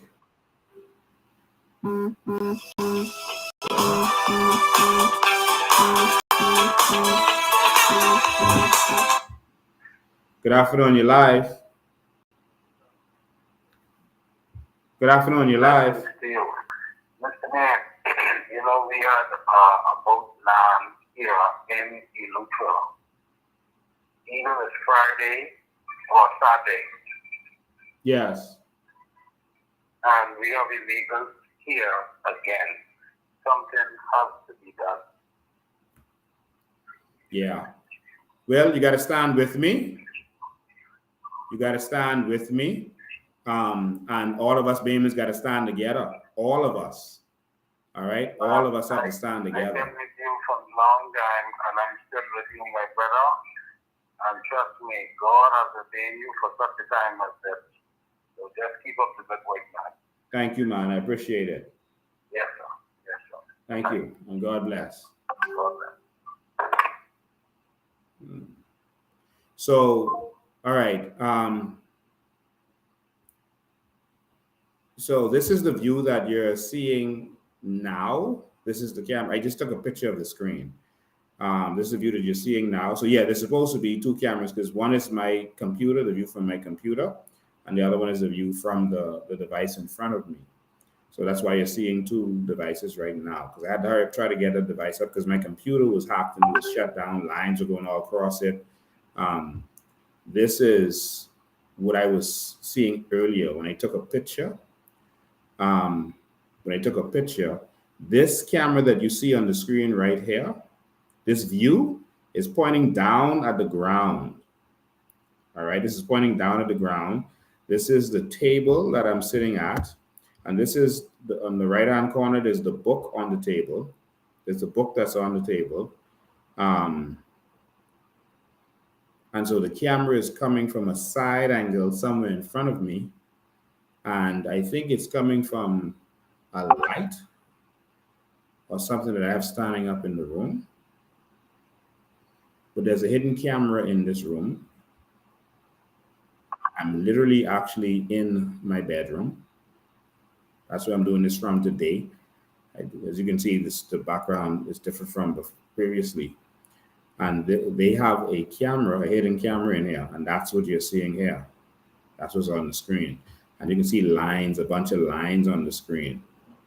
So there's a hidden camera, but somehow the view came on the screen as they were hacking it. And I have to find out where this camera is. So after we finish with the live, I'm going to look for that. But I am being spied on. I don't know how this would have gotten into this feed also. But that's the camera I was seeing, and I have no I have all of my devices, and none of them were pointing in that direction. And so, I'm going to figure out exactly where that device is. I'm going to search for that as soon as I get off this live. And so they've put, yeah, I don't. As you can see, I moved the live around. Someone says, do your live somewhere else. This is the first time I've done the live in this room. It's first time. And maybe thank God I did, because now I can see that there's something going on in here. All right. And so we are in a serious fight, and there's billions of dollars at stake. And there are some people, Philip Brave Davis and others, who don't want you to benefit. He told me that himself, and he has taken away your sovereign wealth fund. He has taken it away. Listen, I just feel, let me just take a quick look while y'all are on. Let me just take a quick look, a quick browse, so that I can see something. I want to see if I can see where the direction of where the camera is, and how they were able to do that. So y'all just stand by with me for 1 second while I look at the angle where I was coming from. Y'all just bear with me for 1 second.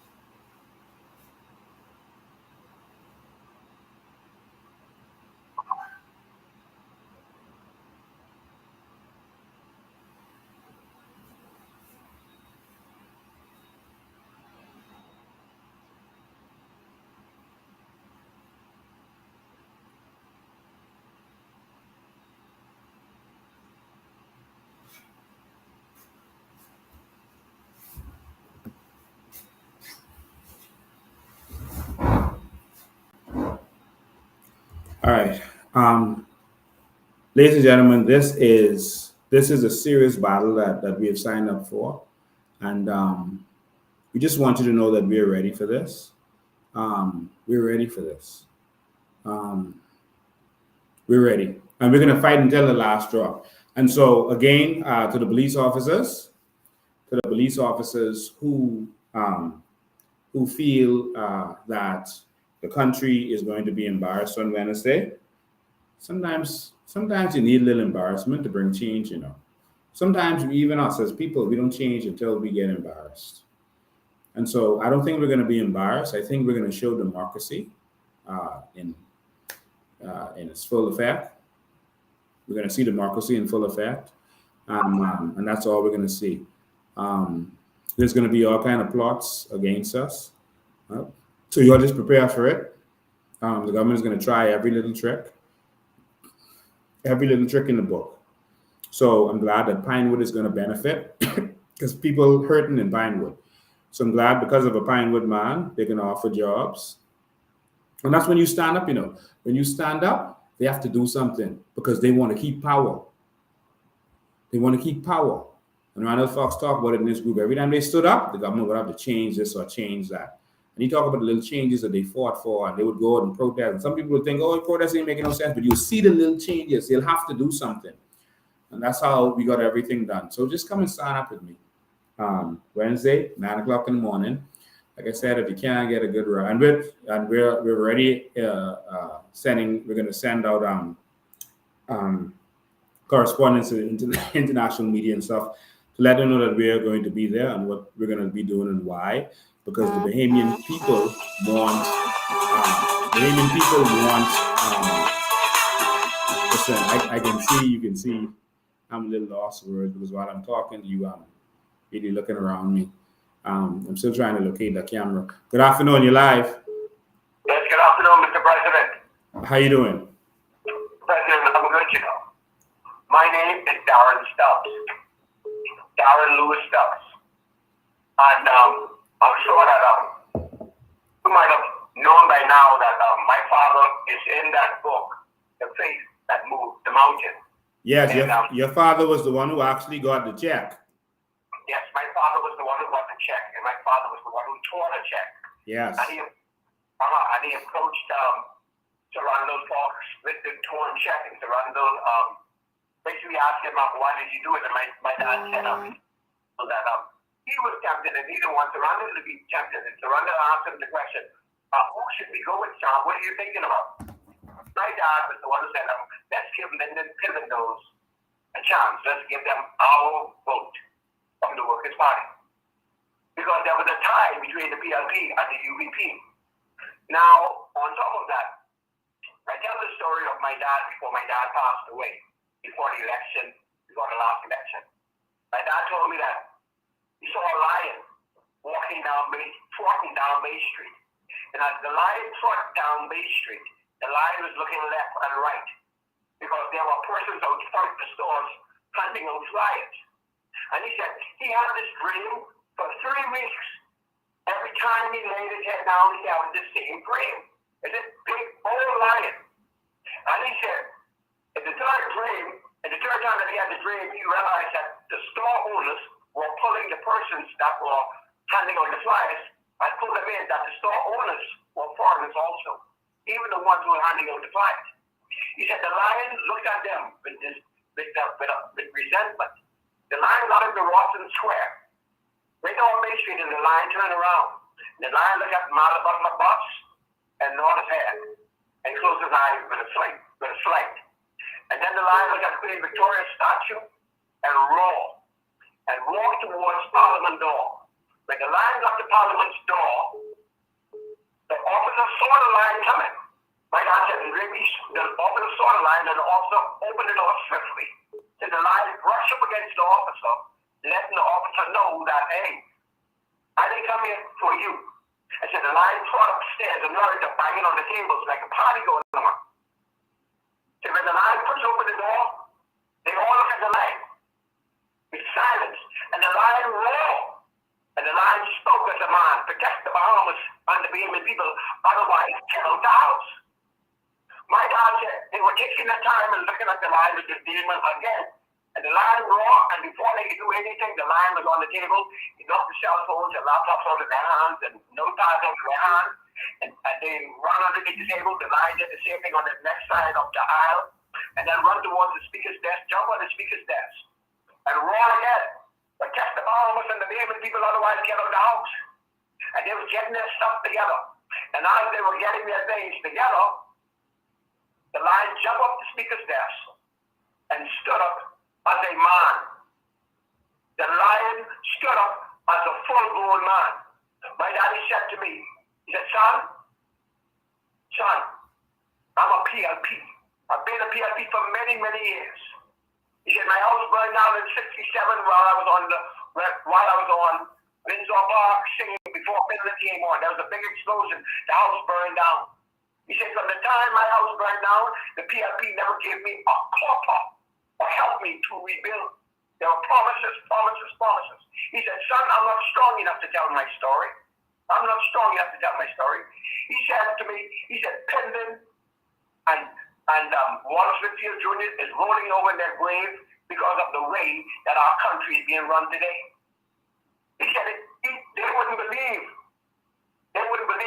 how our senior citizens and everybody's being mistreated. My daddy said the members of Parliament began to run down the stairs out of Parliament. And when they run downstairs, what they saw in Parliament Square were more lions than they could ever imagine.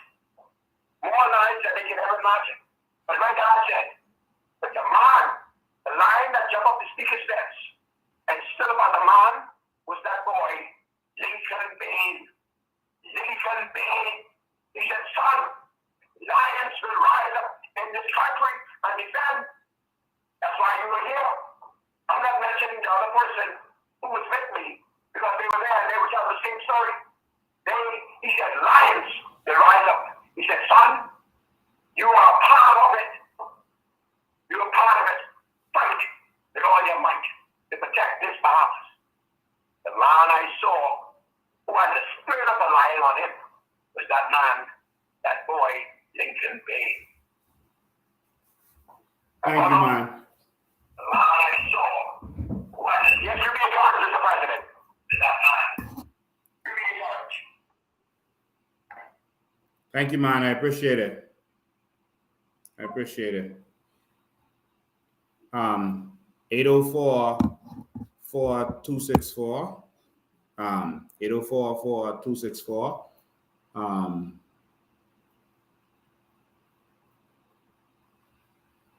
Yeah, I believe it's a camera in that light right there.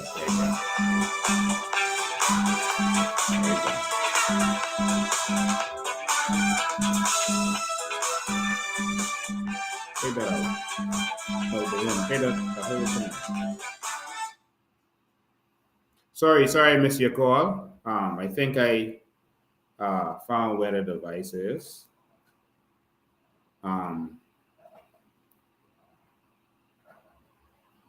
Yeah, sorry, but I didn't go right back. Some folks just came in to assist me.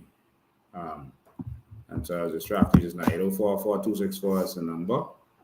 But based on the angles, that's the only electronic device that was right there. That's where that could have happened. Again, thank you for that story. Thank you for that amazing story. I appreciate it. We appreciate it. We know we're in the middle of a war, so we need all hands on deck. All right, we're gonna go to the phone lines. Good afternoon, you're live. Good afternoon. I was trying to call and I thought someone was blocking the phone just now. No. I texted you and said I thought they was blocking up the phone. No. But I called this afternoon to say, why do we have an immigration department or immigration office? An immigration office is simply to prevent for foreigners to come and either to be permanent, temporary, or whatever, or give citizenship or whatever. Okay, we stop the permit. Something to think about. Or immigration is to stop the illegal, or as a barrier to control the illegal immigration. They are not doing any of that. They've stopped the work permit. They're not gathering up the illegals. They're not going to island to island. What are they there for? Just to make money off the backs of foreigners and invade our land? And they're not destroying the shanty towns. Why is that? On the island nor here. Why are they there? Why do we have immigration officers if they're not doing their jobs, sir? Mr. President, why are they there? Keep bill, all you do is talk in Parliament and do nothing on the ground. And do nothing to safeguard this country. Nothing at all.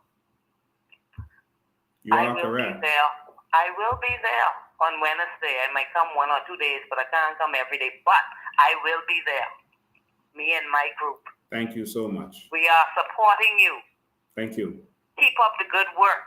Thank Don't you. mind what the naysayers say. We support you. The Bahamian people are supporting you. Yes. It may not look that way, but we are supporting you. We are praying for you, and we will back you to Parliament. Have a great evening. Thank you. Yeah, I can actually see where a recessed light fixture was tampered with. That's right above, and it's at an angle, pointing exactly in this direction. Yeah. That's a recessed light. It's actually pointed right at the same angle that we could see.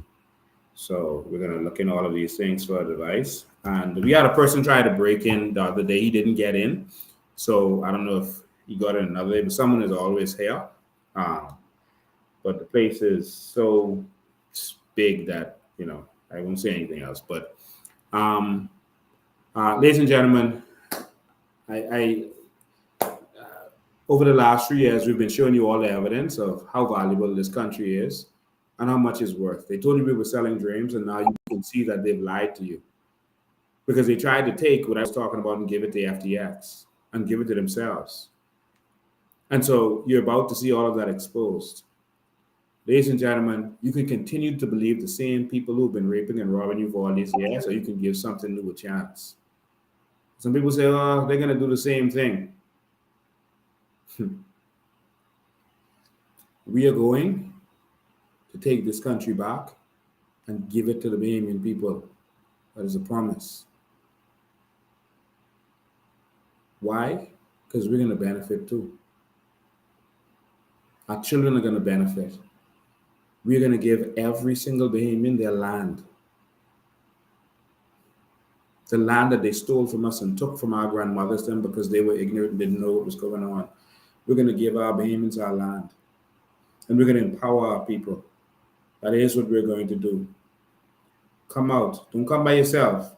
Grab some of your friends and family and get them to come too. Remember, whenever you have numbers, the police can't do nothing.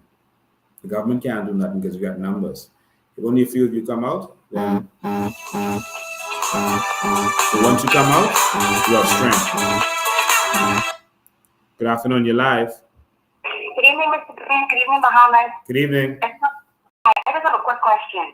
Concerning Telecom on Wednesday, does the Commissioner of Police intend to restrict you from going inside? I don't think so. No. But you never know. Okay. You know, they could wake up in one mood or the next, one day or another. Okay. I'm just curious. You see? So they see this in their ComSat meeting, they see this as an embarrassment to the country. I don't know if that's what Brave told them.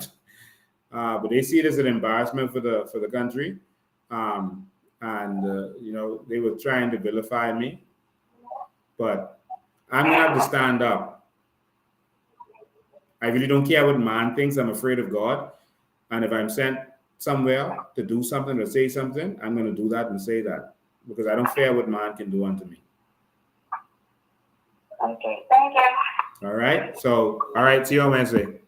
Yes, sir. All right. Bye-bye. All right. So again, this is an event for Bahamians. Come in your Bahamian colors. Come dress in your Bahamian colors. It's an open event. It's open to the public. And so there will be parking there. You know where Bahama Convention Center parking lot is. You can park there. If there's, for any reason, any problems with parking, we're going to have buses ready to shuttle persons from Goodman's Bay to there. And we'll be live, so if you have to make any changes, we'll do that. But nothing is going to stop us from speaking out. Nothing is going to stop us from speaking out. We are going to speak. Good afternoon, you're live. Yes, you're live. Go ahead. Don't listen to your device. Listen to the phone. Hello, what I want to find out or take a link to is how the police officer could think that this is such embarrassment to the country when people are standing up for what is right and what is due. They're my citizens, right? If you travel all over the world or even listen to the world news, you see people always demonstrating for what is just for their country. Yeah. And demonstrations are part of democracy. It's how you let the government know what the wishes of the people are. It is the only time that the minority has a say. And so I heard in an interview, the Prime Minister was saying the majority rules and they will always get their way. But there is a safety net put in a democracy so that the minority can have their say, and that is called demonstrations. And so that's the only way sometimes you get your message across, because if you sit down silent about everything and trying to look good to please these politicians, they can continue walking over us as Bahamians. When you read this book, you will realize that the PLP has lost its way, and we have, you know, the PLP believes. You know, I'm going to read something that I didn't read about what the PLP actually did. But I'm going to come on the phone with you so you could listen. Okay. All right. Thank you for your call. I just want to read this. I should have read this earlier, but I was trying to rush through things. I just want to read the introduction to this book. And it says, it goes to chapter 6 of The Fate That Moved Mountains by Sir Randall Fox. It says, the Secretary General of the PLP was light-skinned Cyril Stevenson. In addition to his official duties, he edited and published the Nassau Herald, a weekly tabloid. Although operated on a shoestring budget, in the hands of Cyril, the Herald became a flaming sword and a shield, fighting for the people's rights and protecting them against the human rights abuses of a colonialist regime. Every Saturday night, after a monumental effort, the Herald thundered exposés of public corruption and maladministration until Bay Street shuddered shuddered at the mere mention of its name. Shuddered at the mere mention of its name. During the early days of this struggle for reform, Stevenson wedded the Herald to the cause of the masses and challenged the divine right of the white man to misrule over the black. The PLP formed a newspaper, and they would constantly do what I am doing what the COI is doing.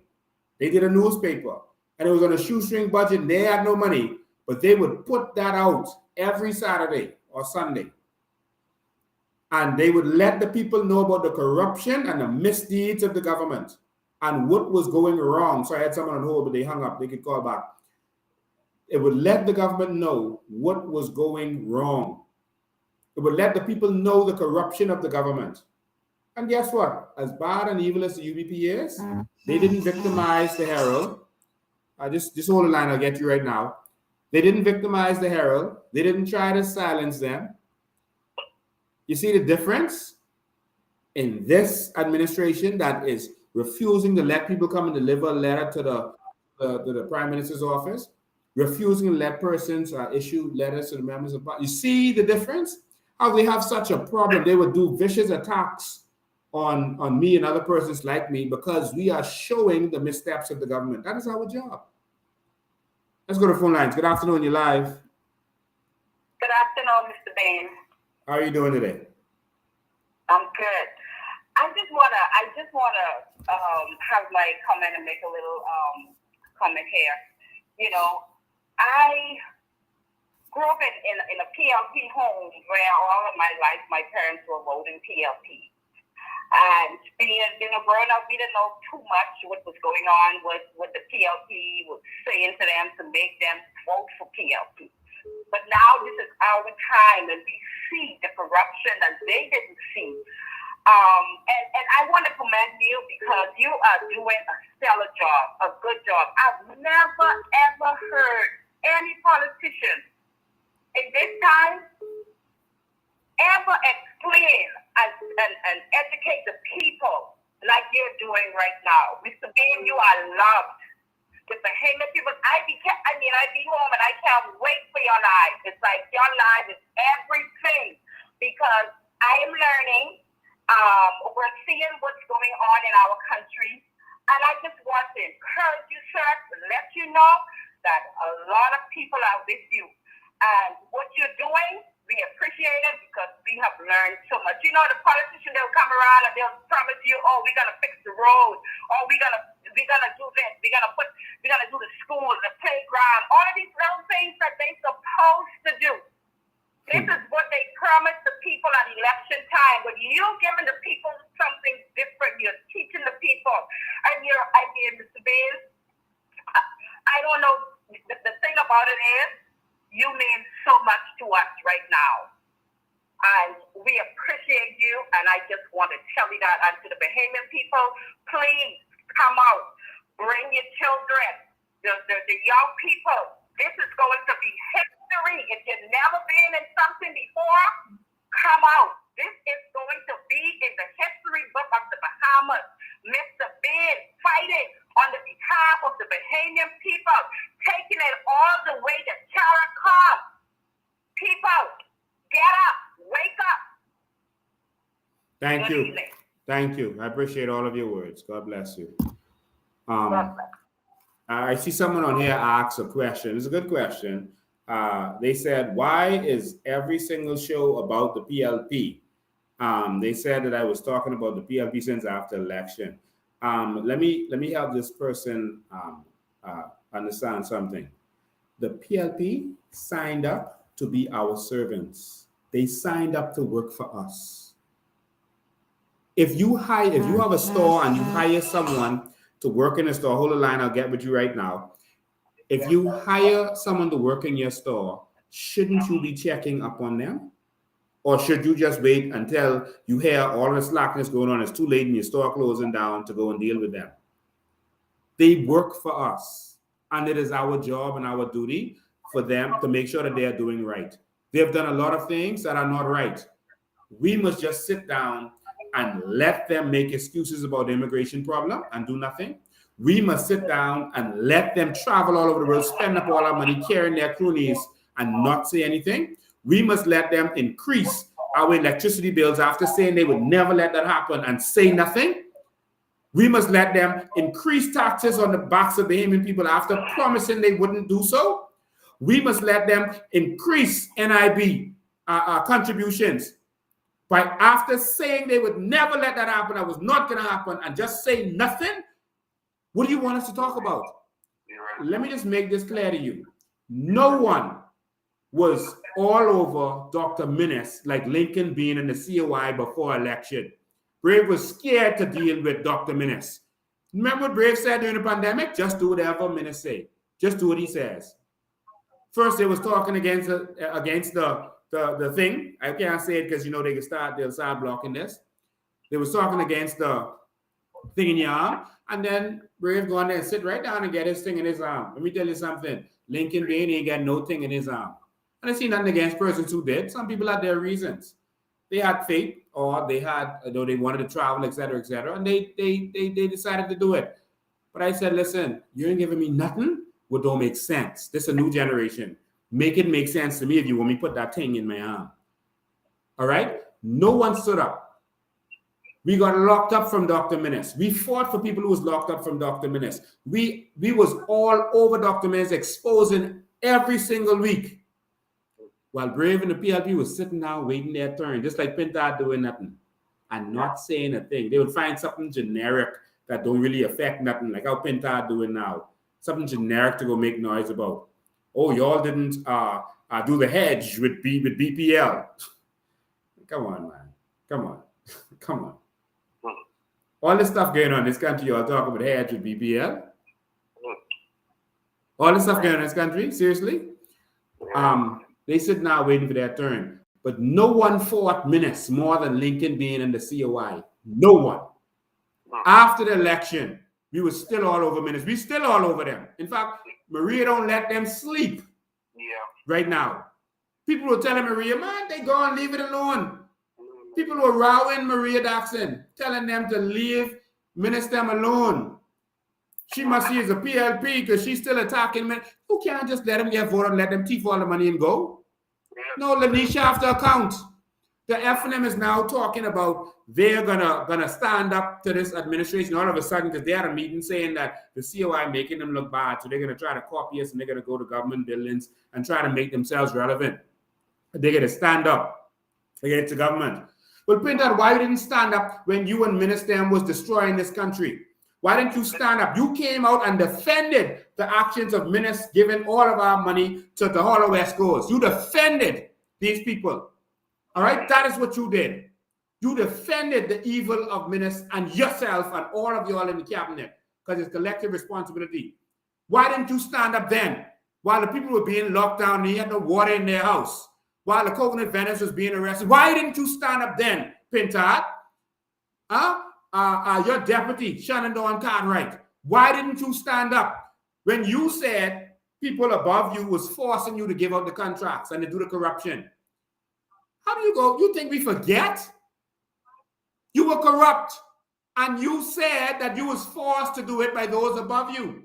I guess implying that it's Minnis, but no one could tell you to do nothing, Minister. You are the chairman of an organization. He has no power to tell you what to do. To give corrupt contracts out there. You are corrupt. You need to go and sit down and shut up. Iram Lewis, what you did with the disaster recovery, go sit down and shut up. Go in the corner. The baby people aren't ready to hear from you all yet. Sit down and shut up.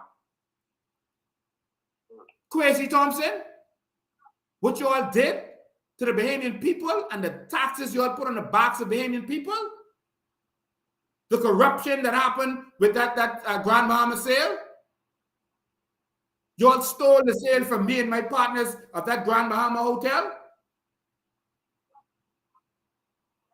And $1 billion that was to be invested in Grand Bahama, and you all, why didn't you stand up then, Kwesi Thompson? I don't want to hear anything from this evil, corrupt F&M regime. And I ain't start on minutes yet. They have a deep, dark place in hell for Hubert Alexander Minutes. He better thank God this is the Bahamas and not some other country that thinks differently from us, because he would have been gone. He would not have survived what he did to the Bahamian people. You all go sit down and shut up, because I will distract my attention from Philip Brave Davis for a minute, and me and Maria will be all over you all, because we got all kind of files. You all sit down and shut up until we call for you all, and we ain't calling for you all no time soon. Caller, you're live. Yeah, good afternoon, Mr. Damon. Like I said, I just wanted to call and let you know we really stand behind you, and we needed somebody like Mr. Bain to stand up. In the beginning, I was a skeptic, you know what I mean? And I was saying, Mr. Bain, you're doing stuff like everybody else. But, buddy, I could wholeheartedly say I stand behind Mr. Bain. I know you have our best interest at heart. And I encourage the young people to come out and stand behind you, because all of us who are standing behind Mr. Bain, we only standing for each other. This solidarity, and this is for Commonwealth. We fighting for the officers, we fighting for the nurses, we fighting for the people who in their houses who can't come out to fight. You understand what I'm saying? So I don't want y'all to take a stance and say, oh, we trying to, I don't know what y'all probably might be thinking, or probably just want to stay with y'all party with PLP and F&M and deal along with the corruption. It's time to wake up, Bahamas. And if we don't wake up and go along with Mr. Bain, trust me, that's the only one who's fighting for us right now. We can lose our country. Our children will be turned over. We're ready as basically slaves. You understand? They've been taking our property. They've been taking our benefits for years. And we have not been benefited from it. Now we have Mr. Bain standing up and confronting them. They're Goliath. Mr. Bain standing up as our David, you know what I mean? And we have to stand up behind him and be the sling shot, that takes down the giant. Because he can't do it alone. And we need numbers. We need everyone to come out. We need everyone to support. And if you love this country, if you call this country home, you will come out and support. Because it ain't only about us, it's about everybody who benefiting from the Bahamas. Yes, it is. Thank you so much, man. We appreciate it. We appreciate your call. See you on Wednesday. To everyone in the Bahamas, you all just wake up and listen to Mr. Bain, but come on. It's pretty simple. Thank you. Yes, sir. Have a good night. All right, good night. You know what, Maria? I know you're watching this. Maria, I think we should, whenever Pinta them say they're going somewhere to some government ministry talking nonsense, but they go in a protest, we need to show up to remind them that we want nothing to do with them. The Bahamian people don't want nothing to do with them, and that they still need the answer and tell us where the VAT money gone. Because notice, Brave them ain't telling us either. These people is one. They still need to tell us what happened to the disaster fund money. They need to tell us why they were doing the corruption they're doing. We need to find out what's going on with Alicia Roll and why the police haven't dealt with that finally yet. We need to find out what's going on with Shannon Dawn Cartwright situation. We need to find out what's going on with what's my name? Frankie Campbell. We need to find out what's going on with Brentwood Wells. Notice he going quiet, but when you all show up, we can show up, eh? I think that's what needs to happen. Because y'all ain't getting away with what y'all do in this country. Don't think we finished with y'all. All right? So y'all go sit down and shut up. Go sit down. Now, unless y'all willing to come fight for the real stuff, you notice Brave stole the Sovereign Wealth Fund and the F&M ain't saying nothing. Y'all, who noticed that? They sit right there in the House of Assembly and let them take the Sovereign Wealth Fund, and no one vote against it. In the House of Assembly. That's why they're attacking Pinewood, and that's why they're afraid of me in the House of Assembly. Because when they try their tricks, we'll be all over them. You all can see them removing our Sovereign Wealth Fund, and y'all ain't vote against that. Y'all ain't stand up against that. That's when y'all are supposed to stand up in the House talking about questions. Questions? Y'all could table bills. Go table some bills. Y'all could do select committees. Go do some select committees. Stop talking about it. From last year, y'all was talking about y'all gonna use the PAC and start having select committees. Bunch of flammers. It's corrupt, waiting for your turn again. All this garbage Brave Davis them doing. Passing bill so that our carbon credits could go to FTX and y'all ain't say a word. None of y'all in the F&M. So sit down and shut up or we coming for y'all. Brave will be glad. If any of y'all go around our government buildings, we done fire y'all from them government buildings. Y'all are not, y'all are welcome to any one of them. So sit down and shut up. Pin card and the rest of you. Good afternoon, you're live. Good night, Lincoln. Good night. 45 caller from Freeport. Thank you, man. Yeah, you just took the words out of my mouth. I just was about to call about that, about our carbon credits and sovereign wealth fund. They haven't addressed the nation concerning that yet. I think you need to put some hell in them concerning that. Yes, of course we will. What they're doing to the Bahamian people is wrong. Yes, yes, 100%. 100%. We are going to stand up and we're going to fight. It takes numbers to fight. So just stand with us. Just stand with us, and we're going to win. We're gonna benefit. All right. Me and I as you, brother. Thank you, man. Thank you. Thank you. And you're doing a wonderful job. You and Maria Rose, you're doing a wonderful job, and me and my family stand behind you 1,000%. Thank you, man. We appreciate it. Okay, I'll just sit back and listen. Thank you. Thanks for having me. All right. Bye-bye. I want to read this thing. This is the last thing I'm going to do tonight. 16th of April, 1945, Sir Randall Folks wrote a letter to the Bahamian people. And I take these words as mine.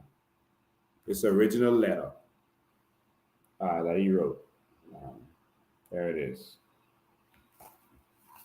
Randall Folks said,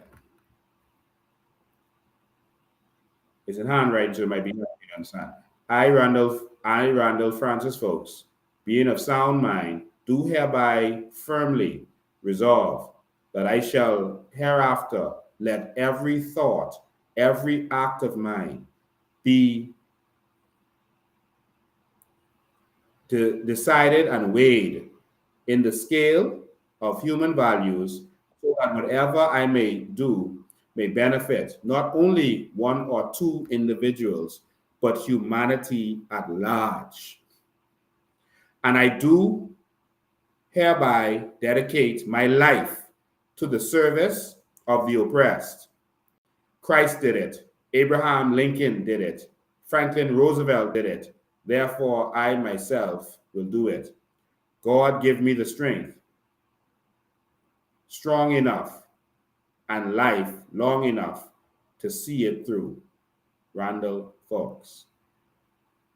April 16th, 1945. He signed it.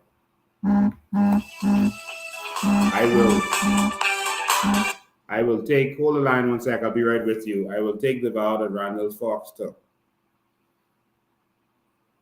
On this day, the 12th of February, 2023, I say that I, Lincoln Michael Bain, organic Bahamian, being of sound mind, do hereby firmly resolve that I shall hereafter let every thought, every act of mine be decided and weighed in the scale of human values, so that whatever I may do may benefit not only one or two individuals, but humanity at large, the Bahamian people at large. And I do hereby dedicate my life to the service of the oppressed in the Bahamas. Christ did it. Abraham Lincoln did it. Franklin Roosevelt did it. Therefore, I myself will do it. God give me the strength, strong enough, and the life long enough to see it through. Lincoln Bain, February 12, 2023. Good afternoon, live. Good night, Mr. President. Good night. Good night. How you doing, sir? I'm awesome. How you doing? I'm right here. Mr. wondering why that nobody is saying anything about our carbon credit. None of them. And how was it that they could just go and sign things and put everything in Brave's name, and the Haitian people don't know nothing about it? I can't understand that. I can't understand that. What's going on with that? Brave thought he had the country on lock. He bought out the entire media, gave ambassadorships to some owners of the media, gave jobs to prominent media members so that no one would be there to stand against him, got rid of talk show hosts, got them out of place, got members of other third parties to sell their souls. And so he thought he had this country on lock. He removed any challenge that he could have. He gave Loretta Butler Turner a job to make sure that the F&M didn't even have a chance to bring her back if they wanted to. He made sure that Michael Pindar has no say and no strength. And as you can see, Michael is in charge challenging anything that they're really doing that affects the Bahamian people. So he thought he had this country on lock. He had the unions in his back pocket. He made them practically endorse him. And now they're complaining again. But he had them in his back pocket. And the only challenge he had was me. And they thought that by pushing some court case against me, they thought that by putting all kind of lies out there about me, they thought that would affect the mindset of the Bahamian people. And they thought that they could have bought me out by now. Brave has sent a few of the people who are close to me in order to get me to meet with him. And I refused at every single turn. They came with these ideas of offers, even having me to deal with natural resources. I'm not a fool. That's to sell me out and discredit me. All right. And then they can steal our natural resources. There's offers of all manner of things, including money. I am not interested. I will not sell out. We are too close to the New Bahamas. And they have nothing that I want. God has tested me over the years, and every major battle that I have fought for Bahamians, I was bribed. I was made offers to step down or to walk away, and every time I refused their offers, and we won every major battle that we fought, every single one, because we did not relent, we did not sell out, we did not stand down. I am not going to relent or stand down now. All right? I am not. I will eat dirt and live on the streets before I stand down and let them rob and rape our country. The New Bahamas is right here. And by the time as we blink, it's going to be time to walk into the New Bahamas. I am not standing down. But this is why Brave them are doing what they're doing, because they thought by now they would have already been able to crush me, kill me, lie on me, set me up, or do whatever it is they want to do. But God is in control. And where he sends me, I go. And what he tells me to say, I will say. And who don't like it, go deal with him. I have a group of white county Joes, right? They very much asking me a lot of questions too. They want to know why is it nobody is questioning women about our $8 billion block, right? And why is it nobody know about the sovereign wealth fund that Brave stole away, right? And the question they put in the main, I can't answer them, but I mean probably you could answer it for them, but they want to hear you start against limits on this war. That's number one. And we're able to solve it and fun. But that's what the people are very, very interested in now. Well, we are standing up, and like I said, we're going to CARICOM. Tell them jump on the plane and come to CARICOM if they serious. Tell them don't stand in the background and tell Lincoln go stand up, go take the bullets. Tell them come. Tell them it's time for us to stand up. Tell them don't be scared. Yeah, they might lose one contract. Yeah, they might lose one, permit or one building permit or something like that. Yeah, but I've lost a lot of that. I've lost millions of dollars fighting this fight. I could have been in a situation, that could have gone for generations. I chose this fight. And I'm going to stand up for this. This is not an easy road. It is not easy when you have a government fighting against you. Anything you want to do, they're going to put spokes in your wheel, Bahamians like to say. And so tell them, come. If that's what they want to sign up for, whatever you want to sign up for, tell them come to CARICOM. Because we're going to tell CARICOM other Caribbean nations have sovereign wealth funds. St. Kitts just got a sovereign wealth fund. Come on, man, little St. Kitts. What natural resources they got? Well, they are using because they actually are giving people citizenship, investment citizenship. And so the money from the investment citizenship is not going to the consolidated fund. It's going to the sovereign wealth fund. So people are signed up to be citizens of St. Kitts so that they can avoid taxes in their country and all this kind of stuff. Instead of it going to government, St. Kitts say, no, that's going to the sovereign wealth fund to benefit our people. Turks and Caicos got a sovereign wealth fund, man. All these Caribbean countries doing it. Trinidad, Guyana got a sovereign wealth fund. They didn't reach $1 billion. Just like that. And Brave taking what's ours. I want to know if St. God knows anything about this problem that's one, because he definitely ain't saying nothing about it. You know? I want to hear what he has to say about it. I don't want to hear nothing from Pintard.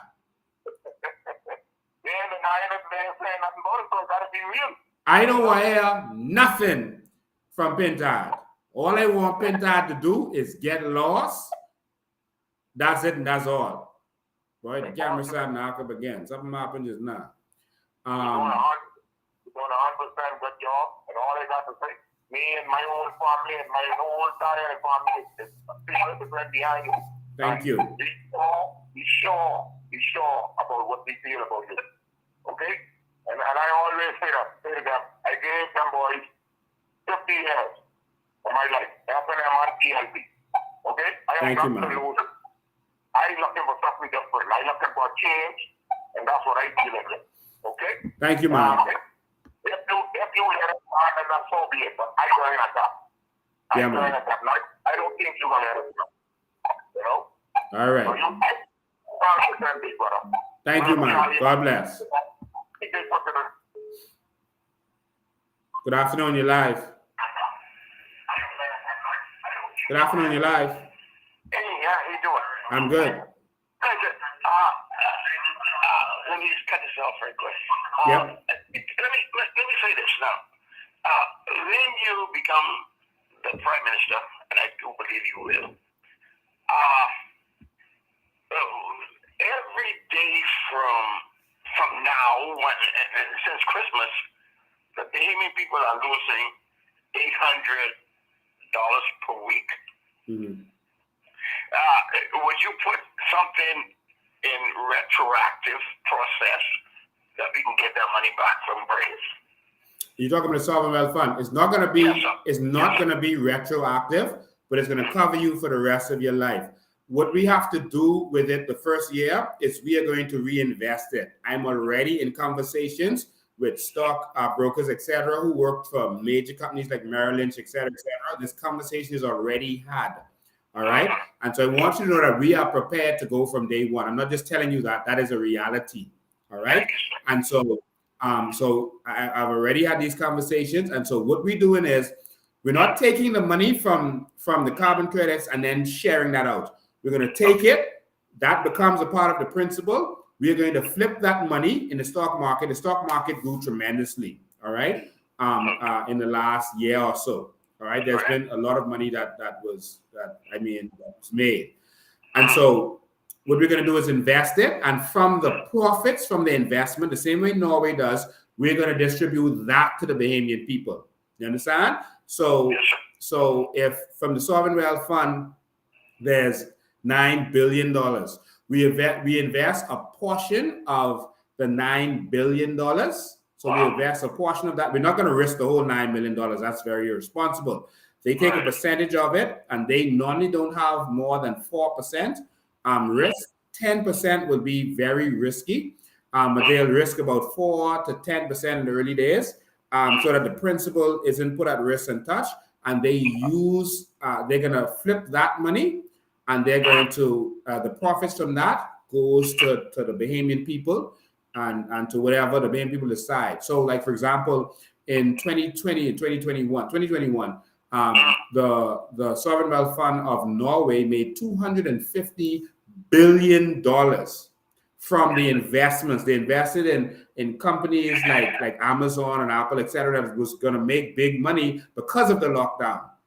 So that's what they made. That's not from oil or anything else in their GDP. That was just from the money they invested into the markets around the world from their sovereign wealth fund. All right.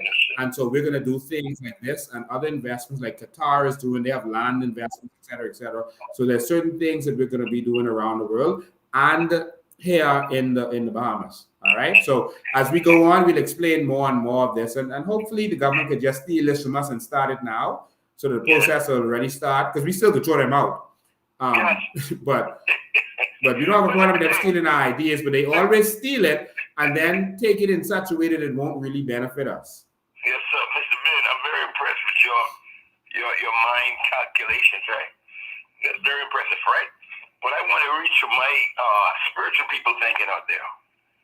Right? Real quick, I'm not going to hold you up too long because I know you're busy. But let me tell you something. When I was a couple of years ago, about 10 years ago, somebody asked me about NIP or all those, how you gonna live? I said, man, again, I missed a lot of opportunities. I was investing in what I was doing, and I missed a lot of opportunities. But I said to the person, God will take care of me. And they say, God, eh? But look here, sir, you are put here for this reason, you know. You're put here for this reason. Now, when is this? Where is this meeting going to be on Wednesday? It's going to be at Bahamas Convention Center. So we're going there. We're going to have a demonstration. So we're not going to be in the convention center. We're going to be outside. That's what I want to know. On the street outside. Never miss one of your demonstrations. Never miss one. Thank you so much. The only one I can miss when you walk into the House Assembly, I can watch it on TV. Wow. And I want you to say, free at last, free at last. Thank God Almighty, we're free at last. They can understand that, man. God bless you, man. Thank you, man. I'll be there Wednesday. All right, thank you, man. So, yeah, so there's so much that we're going to do and that we can do. We just need a government that's going to do for the people. Thank you. And I see I was getting harassed by this PLP troll, Astrid Bodie. I just blocked them. So we don't see them on here. I didn't block them on Facebook, I don't think, but I just blocked them so they can't comment on here.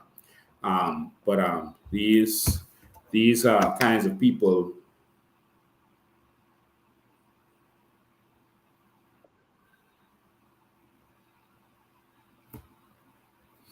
All right. Someone saying they would hack on the live. Yeah. Okay. It's good for them. Listen, they hacked us over today several times. We're not concerned about that. The fact is the Bahamian people can see it. We are a threat. All right. And you can see when someone is a threat by the actions of the state. All we want to do is make sure that our people benefit from our natural resources. All right. And so when we get in, we know where our sand is going right away.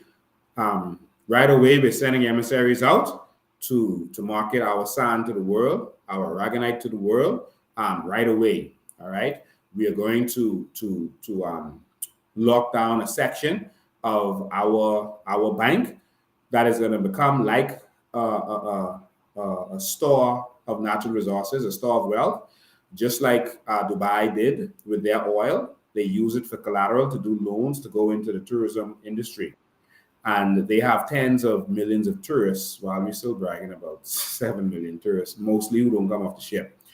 But we're going to do something similar. There's going to be companies formed in order to do that. So our country's sovereign debt will not hurt us getting loans to do these things. Just like all of these Middle Eastern countries do, they form companies to start operating in different areas. But with us, we still operating with the consolidated fund and putting the country deeper and deeper in debt, instead of forming companies like Dubai, Qatar, Kuwait, etc. did, Norway did. And so it doesn't matter if your country's $12 billion in debt. If you have natural resources, if we say right here is $1 billion, in this area is $1 billion worth of, I just call it numbers, worth of aragonite, we want a loan based on the value of that aragonite. So give us $500 million based on the value of this $1 billion store of aragonite. And we're going to take that $500 million and buy some cruise ships. You see, for example, and so that's 2 to 3 small cruise ships that now cruise our islands and move our tourists around our islands to circulate the currency in our islands more. Do you understand? Do you see? And that was just small numbers I was calling, for example. It's going to be bigger than that. We just need vision. That's all that's missing. And we're going to bring our professionals home from around the world. Our Bahamians who are running hotels, running hospitals, who are professionals around the world. And we're going to bring them home with the experience they got from in the Middle East, working for international companies from in Canada, in the US. We have experienced Bahamians. Will we be free from taxes? Yes. There will be no income taxes. There's no personal taxes in Dubai, Qatar, and these places where they benefit from their natural resources. They just started VAT in Dubai, but that's because of an international deal that they signed. They didn't do it to make money or to pay down debt or anything. They did it because they had an unfair advantage over other countries that they were partnering with, and so they just put a 5% VAT in there. We will not be burdened with taxes. All right, we're going to show you in the coming months exactly how this is going to work. We need a new group of people to take over. And someone said to me, you know, oh, you got to have the right candidates and this and that. We need the right people who are going to come together to be willing, who have the integrity, who are not going to sell out in the last minute to the oligarchs or to the political parties, to just come and do the right thing. We're going to a republic. And as a republic, we're going to be able to bring in the professionals to work and lead what we call ministries now. So like in America, they could take, the president picks his cabinet. All right, he doesn't have to pick them from members of parliament. That's our disadvantage. That's how you end up with someone like a Renwood Wells as Minister of Health. This is total garbage. We are going to go to Republic, and that means that you could grab someone with experience with health in the health industry and say, this is going to be the Secretary of Health. Someone with real experience in fighting crime and say, this is going to be the Minister of National Security. Someone with real experience in education and say, this is going to be Secretary of Education. All right. And now you'll have professional people, and the members of parliament can focus on passing bills, which will be their job. You understand? And so the reason qualified people don't go into politics is because they're afraid to get their names sullied, because they lie on you. You see what they're doing to me now. They will put all kind of stuff out there and just keep repeating it over and over and hope that people eventually believe this stuff, because they keep repeating it, or they'll grab it from so much different places. And so a lot of professionals can't take that risk, because how are they going to go back in the professional world after being sullied like that? And so that's how they play politics, to keep the qualified people out. And that's another reason our governments are so dysfunctional and can't operate, because they can't get the professionals in. And so we're going to change this system. All right. So, ladies and gentlemen, we want strong people who are loyal. Our form of parliament is based on loyalty. And so we need strong people. And so we're going to have to take some action. Sometimes we're going to have to cut some people. There's some people we can't work with because they've sold out. And so I asked some people saying, oh, you need to work with this one or work with that one.